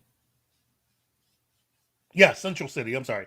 Yeah. Central City. Coast City is the Lantern Zone right there. Central City is actually what Athens, Ohio is the original model for Central City in the Flash comics. And was always that prior to Crisis. After Crisis, that's when the Central City was relocated to the Midwest. Dragon Ruse. So is DC darker than Marvel? The answer is no. No. DC was not darker than Marvel. It was and that's what's so funny when they started making the modern day films. Yes. And me and my brother have talked about this several times. You know, a whole lot of flamboyant colors and stuff like that. That's DC's moniker, man. It's very upbeat DC, and everything. Friggin' their only dark character really is Batman. And but he wasn't that dark. Marvel, originally. I mean, Marvel was writing about addiction, drug abuse, bigotry, all kinds of stuff, all kinds of social issues. Yeah. The reason why a lot of younger people in the 60s took to the Marvel comics, a lot of the hippies and stuff took to Marvel comics because they were writing about the darker issues. Yeah. And they thought that DC was too kiddie because they were still doing, you know, plots and stuff. And their comics from that period are brighter, more colorful, more hopeful. Thus, the reason why it is said that the DC Comics heroes are the comic book heroes that the Marvel characters grew up with. Right. The best example is the first Christopher Reeve Superman movie. Yeah. That is DC of the 70s. That's what it was. Yeah. It was a great way of showing it. You know, it was campy. It was funny. You know, there was some weight to it, but you know, it had its lighter side. And what's funny to me is they flipped after the turn of the century. All of a sudden, you know, Snyder made DC look like the end was coming any second, you know, and Marvel was very upbeat. Yeah. It was really strange. Well, now to help you, Ariel Ballet, DC does have darker moments, but here's something that you really need to understand. A majority of the people that helped to bring DC into darker moments came from people that used to work for Marvel that ended up working for DC. Okay? So you had a lot of Marvel people that ended up coming over to DC and bringing their storytelling style, their art style, and everything else with them to the DC comics. Okay? Now, Batman became how we know him to be now because of Denny O'Neil and Neil Adams, who decided to try to make Batman a little more relevant. And so they got rid of Robin. They sent him to college. And they took Bruce Wayne out of Wayne Manor because it was too closely associated with how they did the campy TV show, and put him on the top of Wayne Tower. Neil Adams, still to this day, one of my top 5 favorite comic book artists. He was a nice guy to meet. I really enjoyed meeting him. And his take on Batman was very dark and very cool looking. It was cool. Their take on Batman, Green Arrow, and Green Lantern are my favorite takes. And something that Hollywood, especially the people who are bringing in the Lantern television series, it's something that a lot of these people need to understand, that Hal Jordan and Barry Allen are the same age. You know, in recent years, for a lot of these younger comic book fans, they want to, there's this thing to make Hal Jordan a guy in his 50s, and he's not. If you're not going to make Barry Allen in his 50s, Hal Jordan shouldn't be in his 50s. In fact, that's one of the other things that Hal and John Stewart have together. They're both men in their 30s, late 30s, almost early 40s. Both of them having served our country, and but in different branches of the military, with Hal being Air Force guy, and John being a Marine. And to have that show, it's still leaning or predicated on eventually having Hal die so you can have John as the Green Lantern. It's very singular thinking, and it's very one-dimensional. It shouldn't be like that, because when you think about it, humans have not been a part of the Green Lantern Corps for that long, even though a lot of humans have made a great impact on the Green Lantern Corps. And if you, hello, Nadia. If you think about it kind of like a combination of Star Trek and Star Wars, the story isn't about who the Green Lantern from Earth is. The story is about all these humans that have now made an impact in an organization that's almost as old as the universe itself, and how being who they are is having dramatic changes to this organization and the way that it's run. You know,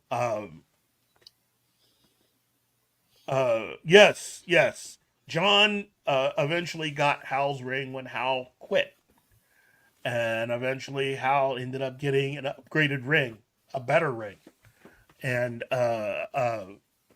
all of it is just, it's an incredible story. And I keep telling people, all you Jon Stewart fans need to understand that there is this incredible history to the Jon Stewart character that the Justice League animated series never dove into. That Justice League animated series really is an alternate universe version of the Justice League. And that John is one of the few married characters to ever. They keep writing up the fact that he and Hal are connected. Their stories are connected because of John's wife. She was the replacement for the person who is considered to be Hal Jordan's greatest enemy in the Green Lantern Corps. And she ended up becoming John's mentor, his trainer, when John joined the Green Lantern Corps. And they eventually fell in love and got married. A lot of younger people don't know that part, but it's a part of his story. And it's part of the reason why Hal and John get along. You know, you keep undoing all of that and you miss out on all of the finer points of who they are. Yeah, it's there is a lot to DC. There is a lot of characters that for whatever reason over the last, say, 40 years, 50 years, Hollywood has never, Warner Brothers has never really adapted. Certain characters like Adam Strange. Adam Strange is a combination of Buck Rogers and Flash Gordon with a twist. And thank you, Ariel.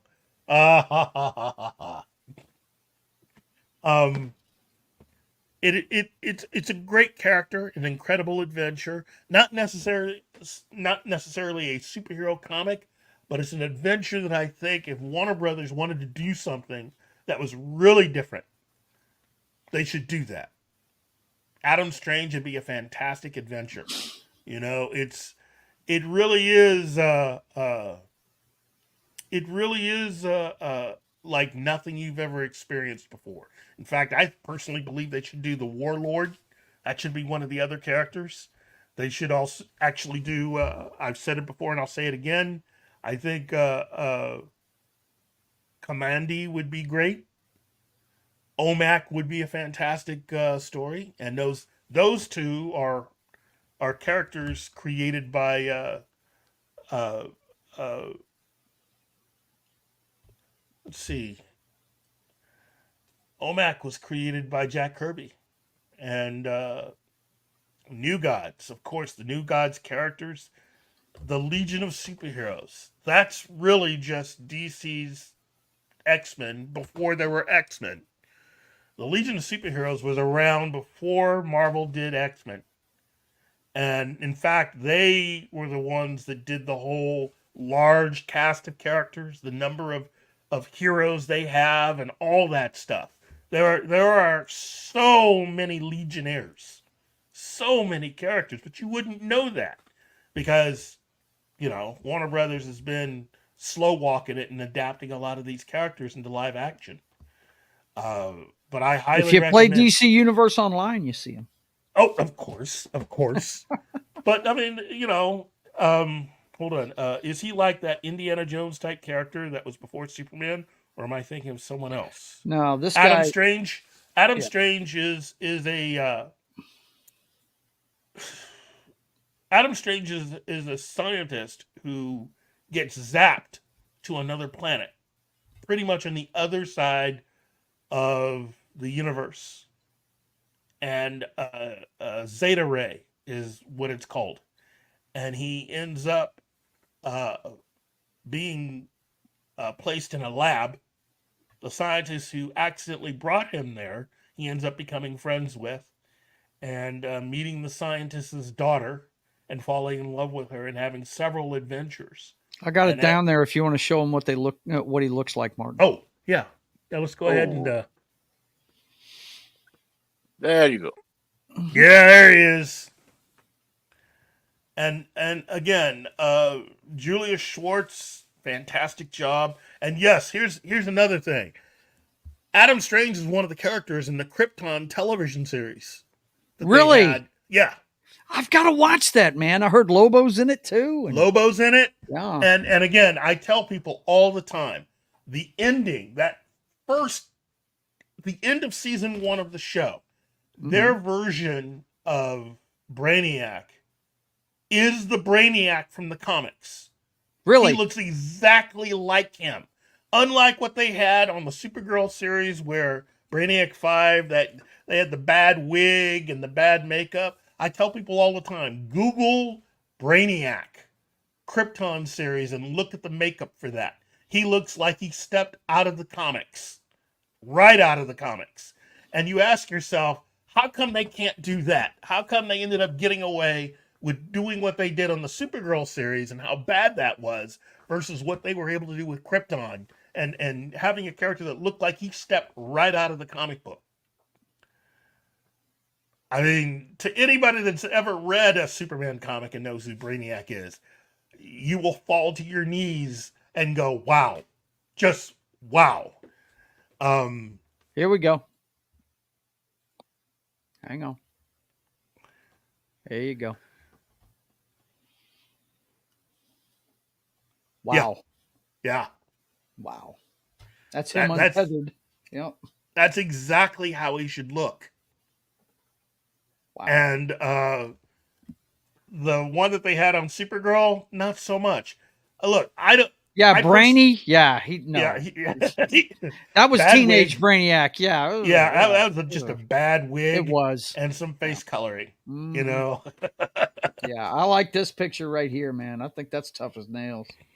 Of course, my favorite version of Brainiac is in the Injustice 2 game. I think he looks like a Borg having a bad day. Yeah, he does look like a Borg having a bad day. But when you look at the comic book version of Brainiac, that's how they draw him. Yep. In fact, Star Trek almost owes DC Comics big time. Right. Because Brainiac was way before they started on Star Trek, before they even had the Borg. So, hey Joe, yeah. check your WhatsApp, and if you can, sure, you may even share the picture. Okay, let's see. You know what? Wolverine, I understand that. You know, the whole race swapping of Zod, but the whole show worked for me. You know, it was fine. I really enjoyed it. Yeah. And I understand. Brainiac 5 was on the Supergirl series. But oh my gosh, man. You're come on, share it. I'm doing it. Of course, this is the new Marvel superhero. Of course. This is the superhero we need right now. Exactly. Okay. Oh, it should be Sydney. Yeah, I've seen that. Her dad is in real life, the father of the young woman who has been immortalized. Was not quite too happy with his daughter, considering that he's a pastor. Oh no! Oh man, I thought you guys knew that. I thought no. Yeah. There was a false story out there that she was a teacher and had been let go because of it, but it turned out to be false. But I didn't know that. Yeah, she was a college student that was on holiday and a little drunk and decided to basically just the fastest way to get over someone is to get under someone and hop to her. Yeah. Made her dad proud. Too funny, man. Again. Hey, folks, the internet is forever. Think before you post. Think before you say anything in front of the camera. Really. Before somebody puts you online saying something that you'll regret. Yeah. Hopefully she's getting paid in some way. Right? She needs to capitalize on that. Although, to any future guy that might date her, you now know what to expect. Because she's ready to dump you. She's ready to dump you and will get over you really quick by just getting under someone else. Brainiac 5 in Supergirl. Wolverine says, "Yeah, I knew he was a different version of Brainiac. Wasn't that? Didn't they try and? Wasn't that the connection to the Legion of Superheroes? Yeah, there in that Supergirl series. Yeah, that's what I thought. And Brainiac 5 is the 5th generation after the original Brainiac. And because of who he is and all that other stuff, he's not exactly like his ancestor. The alien race is Kaluan, right? Yeah. Is that it? Yeah. Mm-hmm.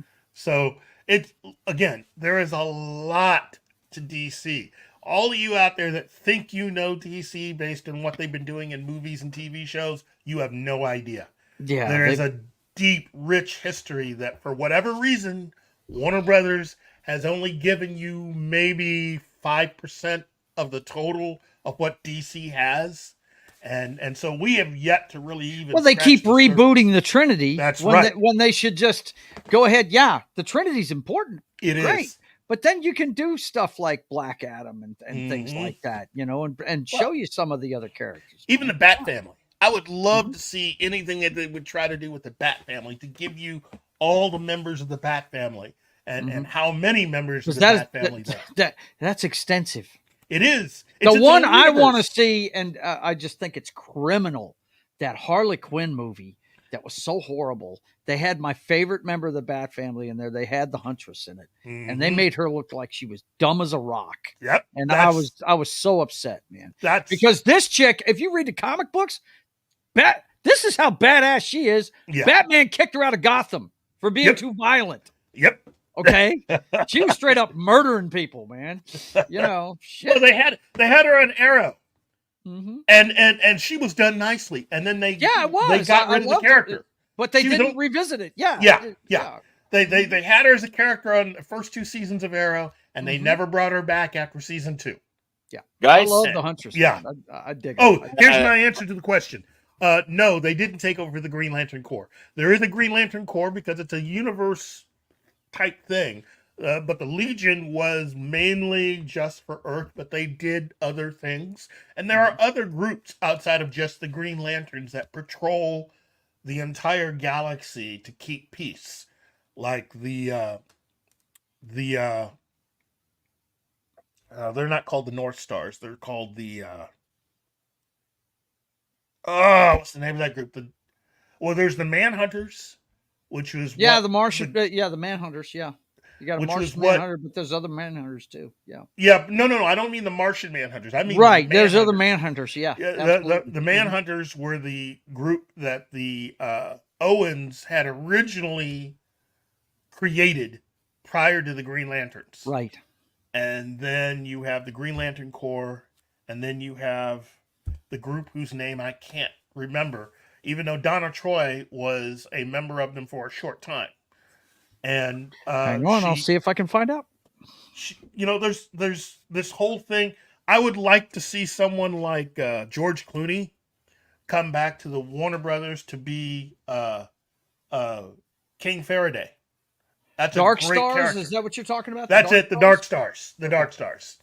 And I would like to see King Faraday. There are all these different genres that play out in all of their comic books. You have the superhero comics, yes, but you also have a whole spy network related to that. Whether you're talking about Spiral, which is the group that Dick Grayson joined after he was no longer Nightwing. He had given up being Nightwing and became a spy for a while.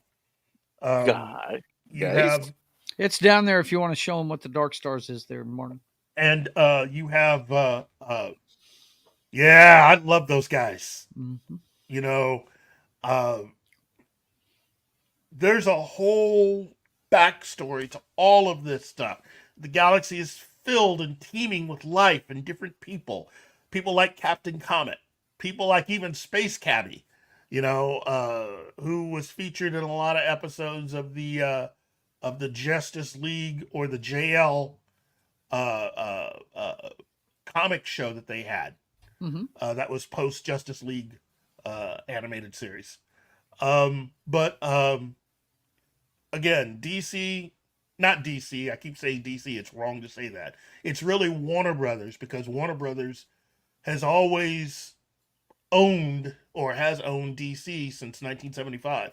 So they could do anything they want with DC because they owned it. They own the whole thing.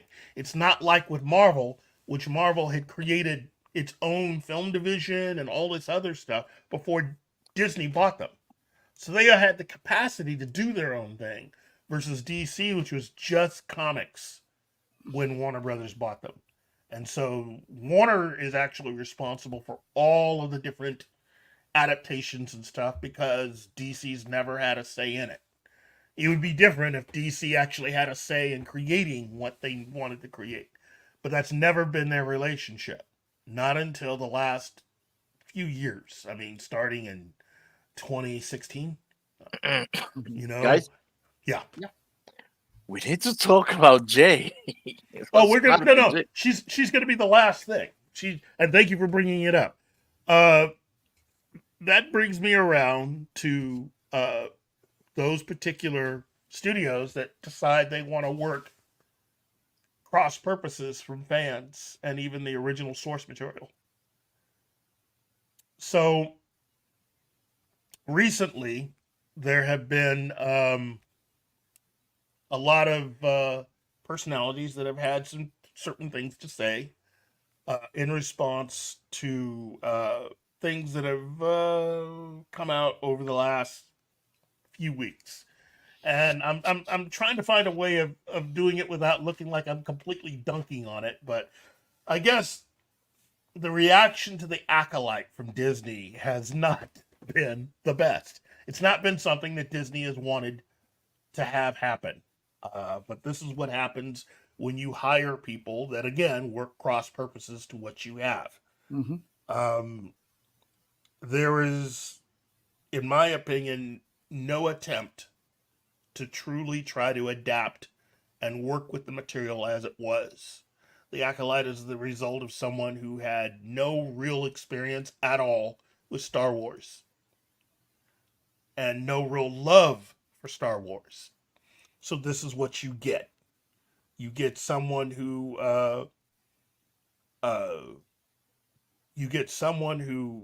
just is using it to get ahead and to create something that isn't as good as it should be. And again, as I've been saying the entire time, if this is something that you love, if the Acolyte is something that really just does something for you, I envy you. I really do. Because I would love to be excited about it, but I'm not. Because it's badly written. Yeah. And it's not a euphemism for anything. I'm not trying to say I don't really like, and fill in whatever people who want to try to make false claims or derail the subject want to accuse other people of. It's badly written. Bad scripts. It is.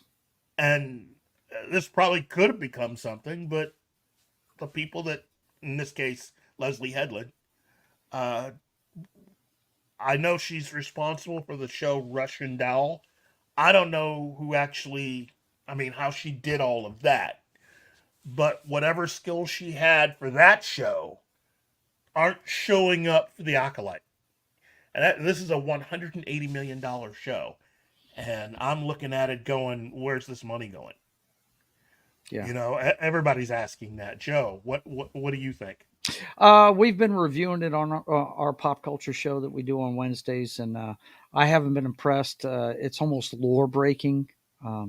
May the thread be with you. Yeah. What? But the last episode we didn't have our show this week because I swapped with a friend as I detailed earlier, so I could do the debate tonight. The latest episode, it was action packed. That's the only plus I can say about it. They continue the trend of not wanting, for some reason in modern day Star Wars, Jedis don't kill people. And I'm pretty sure Obi-Wan Kenobi slashed Darth Maul right in half at the end of their fight. But anyway, it's It's just badly written, guys. It's badly written. The choreography was really good. We got some lightsaber fights and stuff like that. The reveal was kind of lame. And I'm not going to give away any spoilers if people haven't watched it, but there is a bit. Anybody that watched the last episode knows they were teetering on a huge fight, and we get to see it, and it goes on for a while. And but the ending, it's. I'm just not enthused. It's like Kurtzman Trek at this point. That's what it's like. You can't get enthused about it. You just can't. Well, they're breaking the lore every other show, and that's not Star Wars, man. Once again, the blueprint is there. Just go back and look at the source material. Come on, Disney, get your act together. It's basically lesbian witch fan fiction. Is what this that's what this show is. It's and I don't have a problem with lesbians. No, I don't. It's just I have a problem. Look, it takes place in a galaxy far, far away. A long time ago, in a galaxy far, far away, they had pronouns. We're just now finding out about pronouns, but they had them a long time ago in a galaxy far, far away. Yeah, please give me a break. Well, this leads me to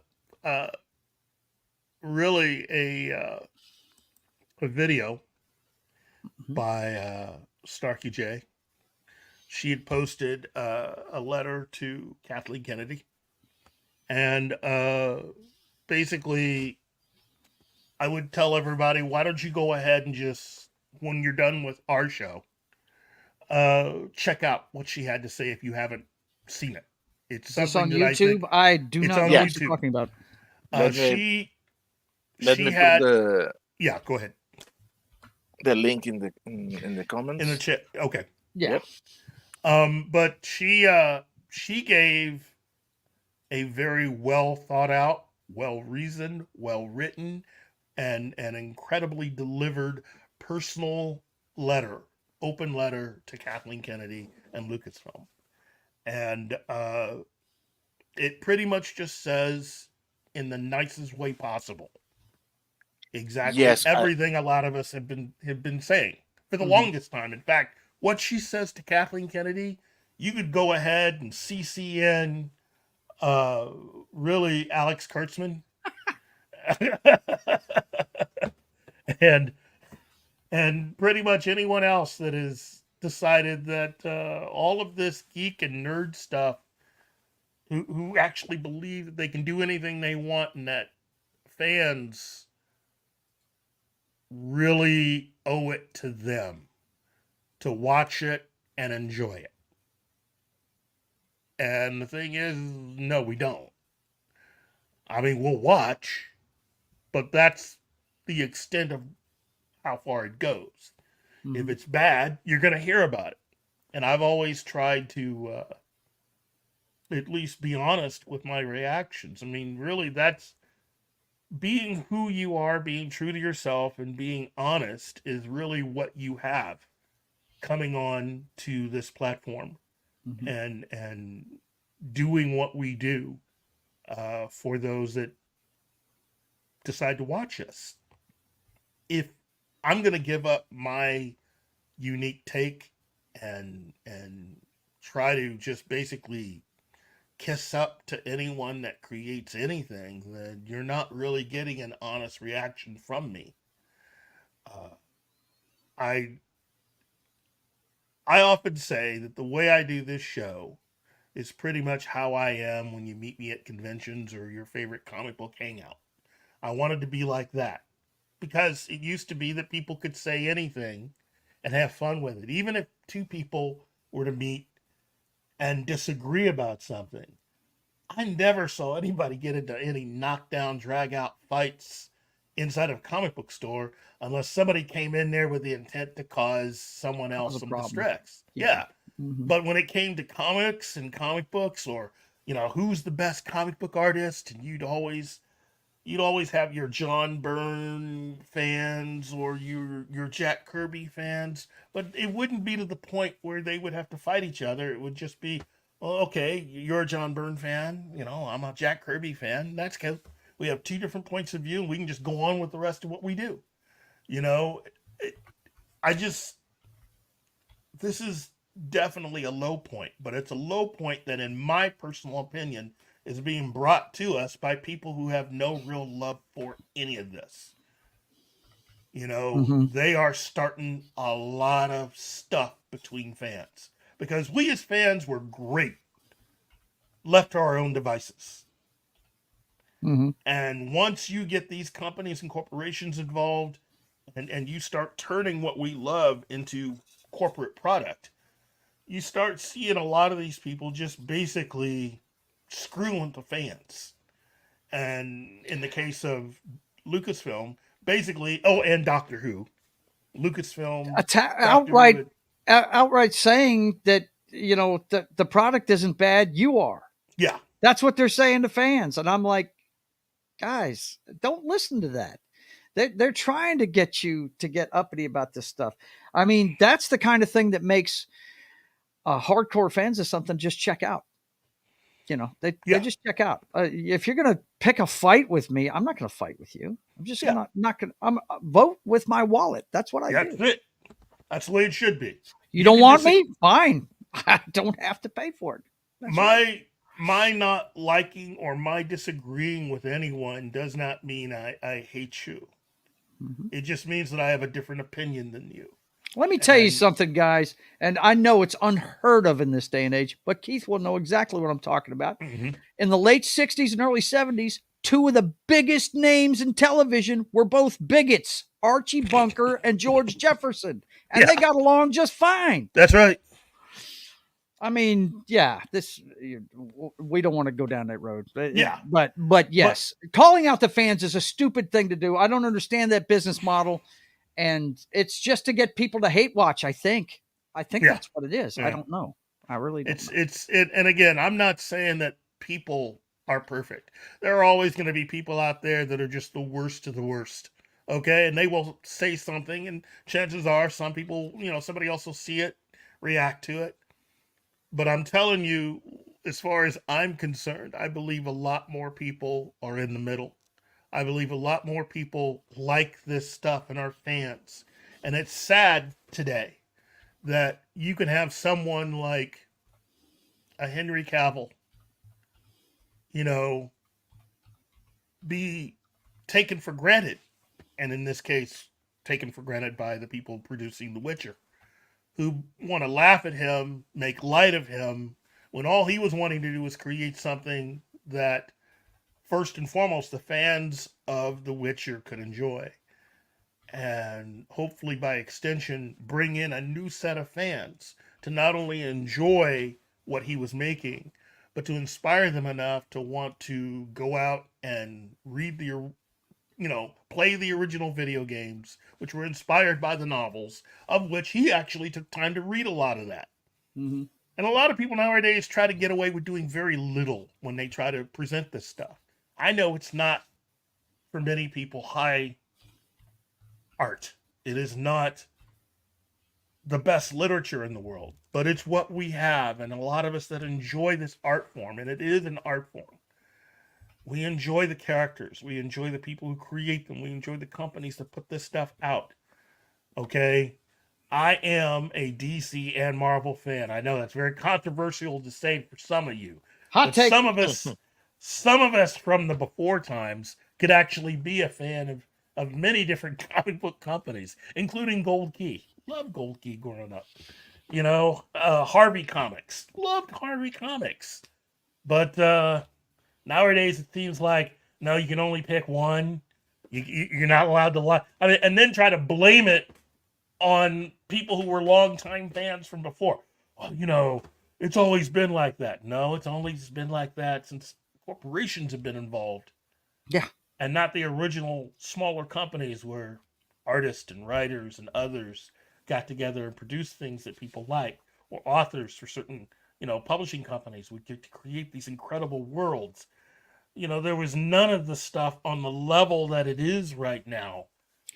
You know what's funny about it, Keith? Yeah.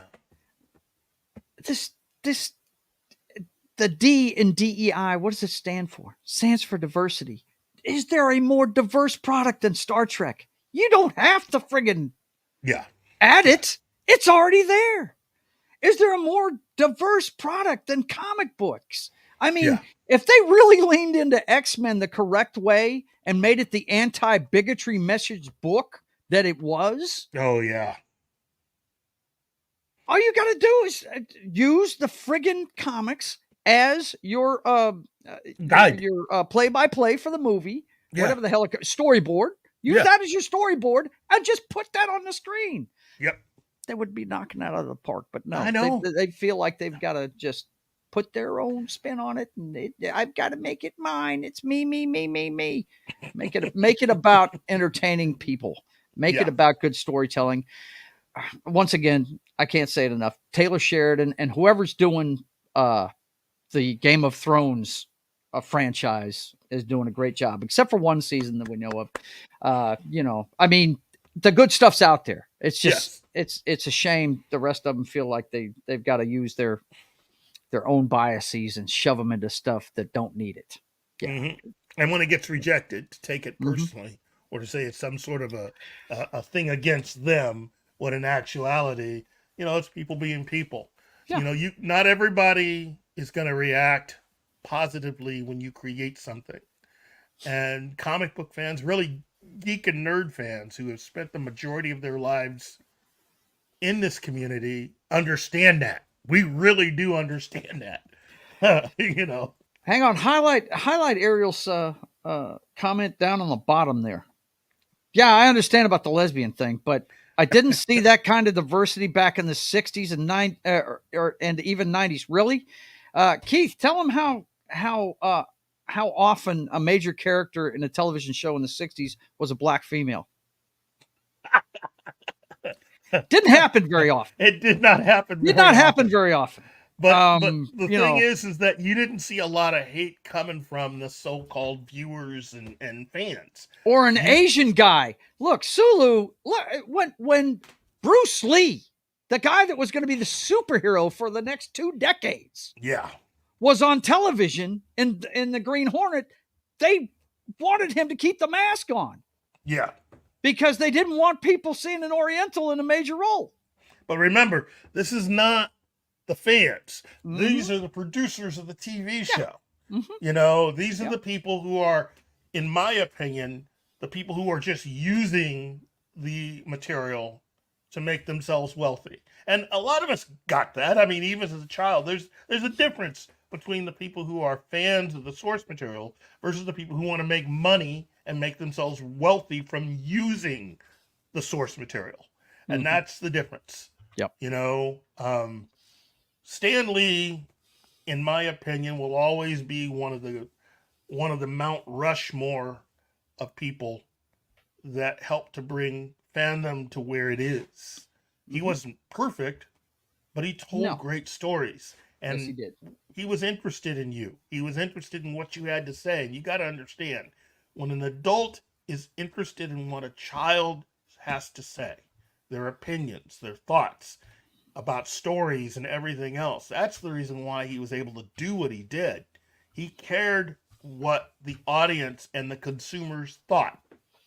That didn't mean he was always agreeing with what they thought, but he cared enough about what they thought because what he was doing was dependent on whether or not he kept all these people happy.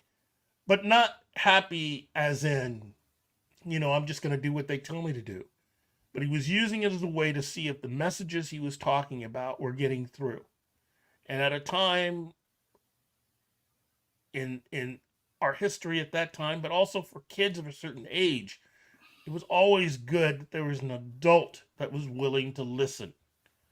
And on some level, maybe give you the ability, if not the illusion sometimes, of making it seem like you could help to decide how the rest of this goes. You got to remember, Stan Lee, when he started down this road in the 60s, was a man in his 40s. Yeah. He'd already done time in the Army. He wrote field manuals in the Army. Yeah. He and Jack Kirby had both fought in the war. In fact, the majority of people that worked in the comic book industry were all veterans. and they were all in their 40s for the most part. You know, they were cranking out this stuff that people just loved. And the rest of the world, outside of all that, ignored. Yeah. I mean, they didn't know enough about it to even criticize it because they weren't paying attention at all. And you know what? For those of us that grew up with that stuff, I'm thankful that the rest of the world didn't pay attention. I was happy picking up my comics once a month and then just enjoying how certain storylines would play out. I've said it several times. We were geeks when it wasn't cool to be geeks. Yeah. Now it's cool, but I still can't believe some of us, I shouldn't say patiently waited, because some of us, they would end certain issues on a cliffhanger that, again, making you wait a month before you can see what happened next. That's what I'm doing with my book. You know, a lot of these guys are doing graphic novel types, you know, with 80 pages and everything. God love him. He's an inspiration to me. Eric July, you know, Rippaverse. That's they're extended books. I'm going to do a 20-page rag and make you wait till the next one comes out, man. You know, I'm that's my model. I want mine to look like the ones I have right back here with newspaper print paper and that kind of thing, you know? Yeah. There's just so much. I did not mean to offend. I should, if I said something offensive, Ario, I apologize. Anime came from U.S. Comics. Yes. And Disney Animation. Those are the two things that really. And it's overtaken it now. Oh, yeah. And as well it should. Because a lot of the corporate people that are running things right now who have decided to go out and buy a lot of the geek nerd stuff out there, you know, these are people that more often than not didn't grow up with this stuff, and they're trying to bend it into something that they can understand. And so in doing that, it's causing people to just avoid it. You know, and again, nothing personal. It's just that if you are not a fan of it in some capacity and you don't understand what they're trying to do, you're not going to be able to communicate to the people that are fans. I'm sorry. It's just, that's just the way it is. You know, it's like the kids that try to find an easy way around having not to read classic novels. If your teacher gave you an assignment to read, you know, Frankenstein, you can't just get around that. You might as well read the book. You know, you could always try to read a comic or try to buy someone's notes on it, but it's not the same as actually reading the book. It's not the same as actually experiencing what a lot of the novels and comics and all the other stuff that's out there. A new Popeye movie? Well, they tried one. Christopher Lusky, who was behind Ren and Stimpy, had been in... No, it wasn't him. It was the guy behind Powerpuff Girls a few years ago. Tried to do one. We've already passed the 90th anniversary of Popeye. And it would have been nice having something new out there, but, you know. And again, the Robin Williams version of that still aces in my book. Yeah. The set that they built for that amazing. It was almost Tim Burton-like. It's still standing. Yeah. You can visit it if you have enough money to go out there. Yeah. But it's there, you know. It looks like something Tim Burton would have put together. Right? Yeah.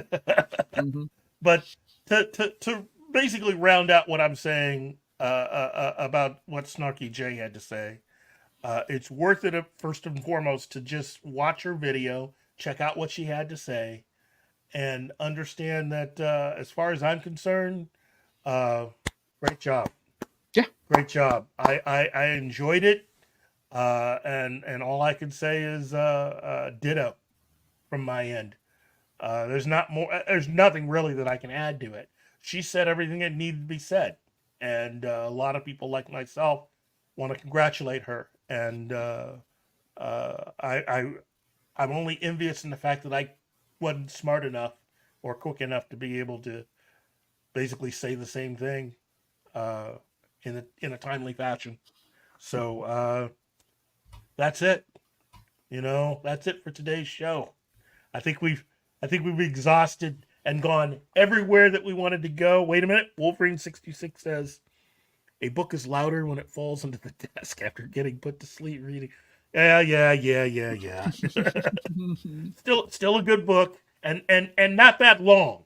If you fall asleep reading Old Man in the Sea, you might have a medical issue, because that's not a very long story. I haven't read it, but I love the movie. As well you should. Mm-hmm. So, really, let me just first of all say I want to. And Ariel, if my wife will let me spend that kind of money, I will gladly buy it. Right. And then turn around and do what was going to be done before, which is I will officially contact J.J. Abrams and his production company and Alex Kirkman and what passes for his production company. And just let them all know it's been nice having you, but... See ya. You're on the chopping block, sir. We're going to go a different direction. We're going the other way. Look at it this way, guys. Okay? It's not that you're losing a job, because you still know where it is. It's just that we're just going to have someone else doing it for a while. Okay? Yeah. So I'd take Quentin Tarantino over those guys. At least at least he's a fan. Okay, Oh, jeez.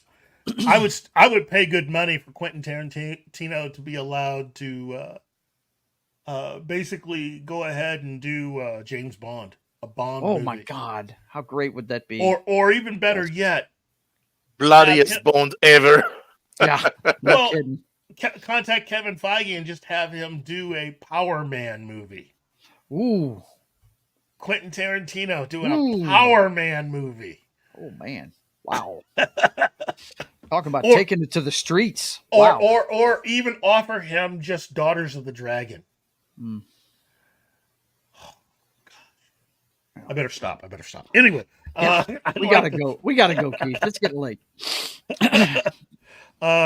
Darina, Nadia, Real Wade Nation Gaming Clips, Gap After Dark, Aerial Ballet, Dragon Ruse, Penny, the lovely Penny.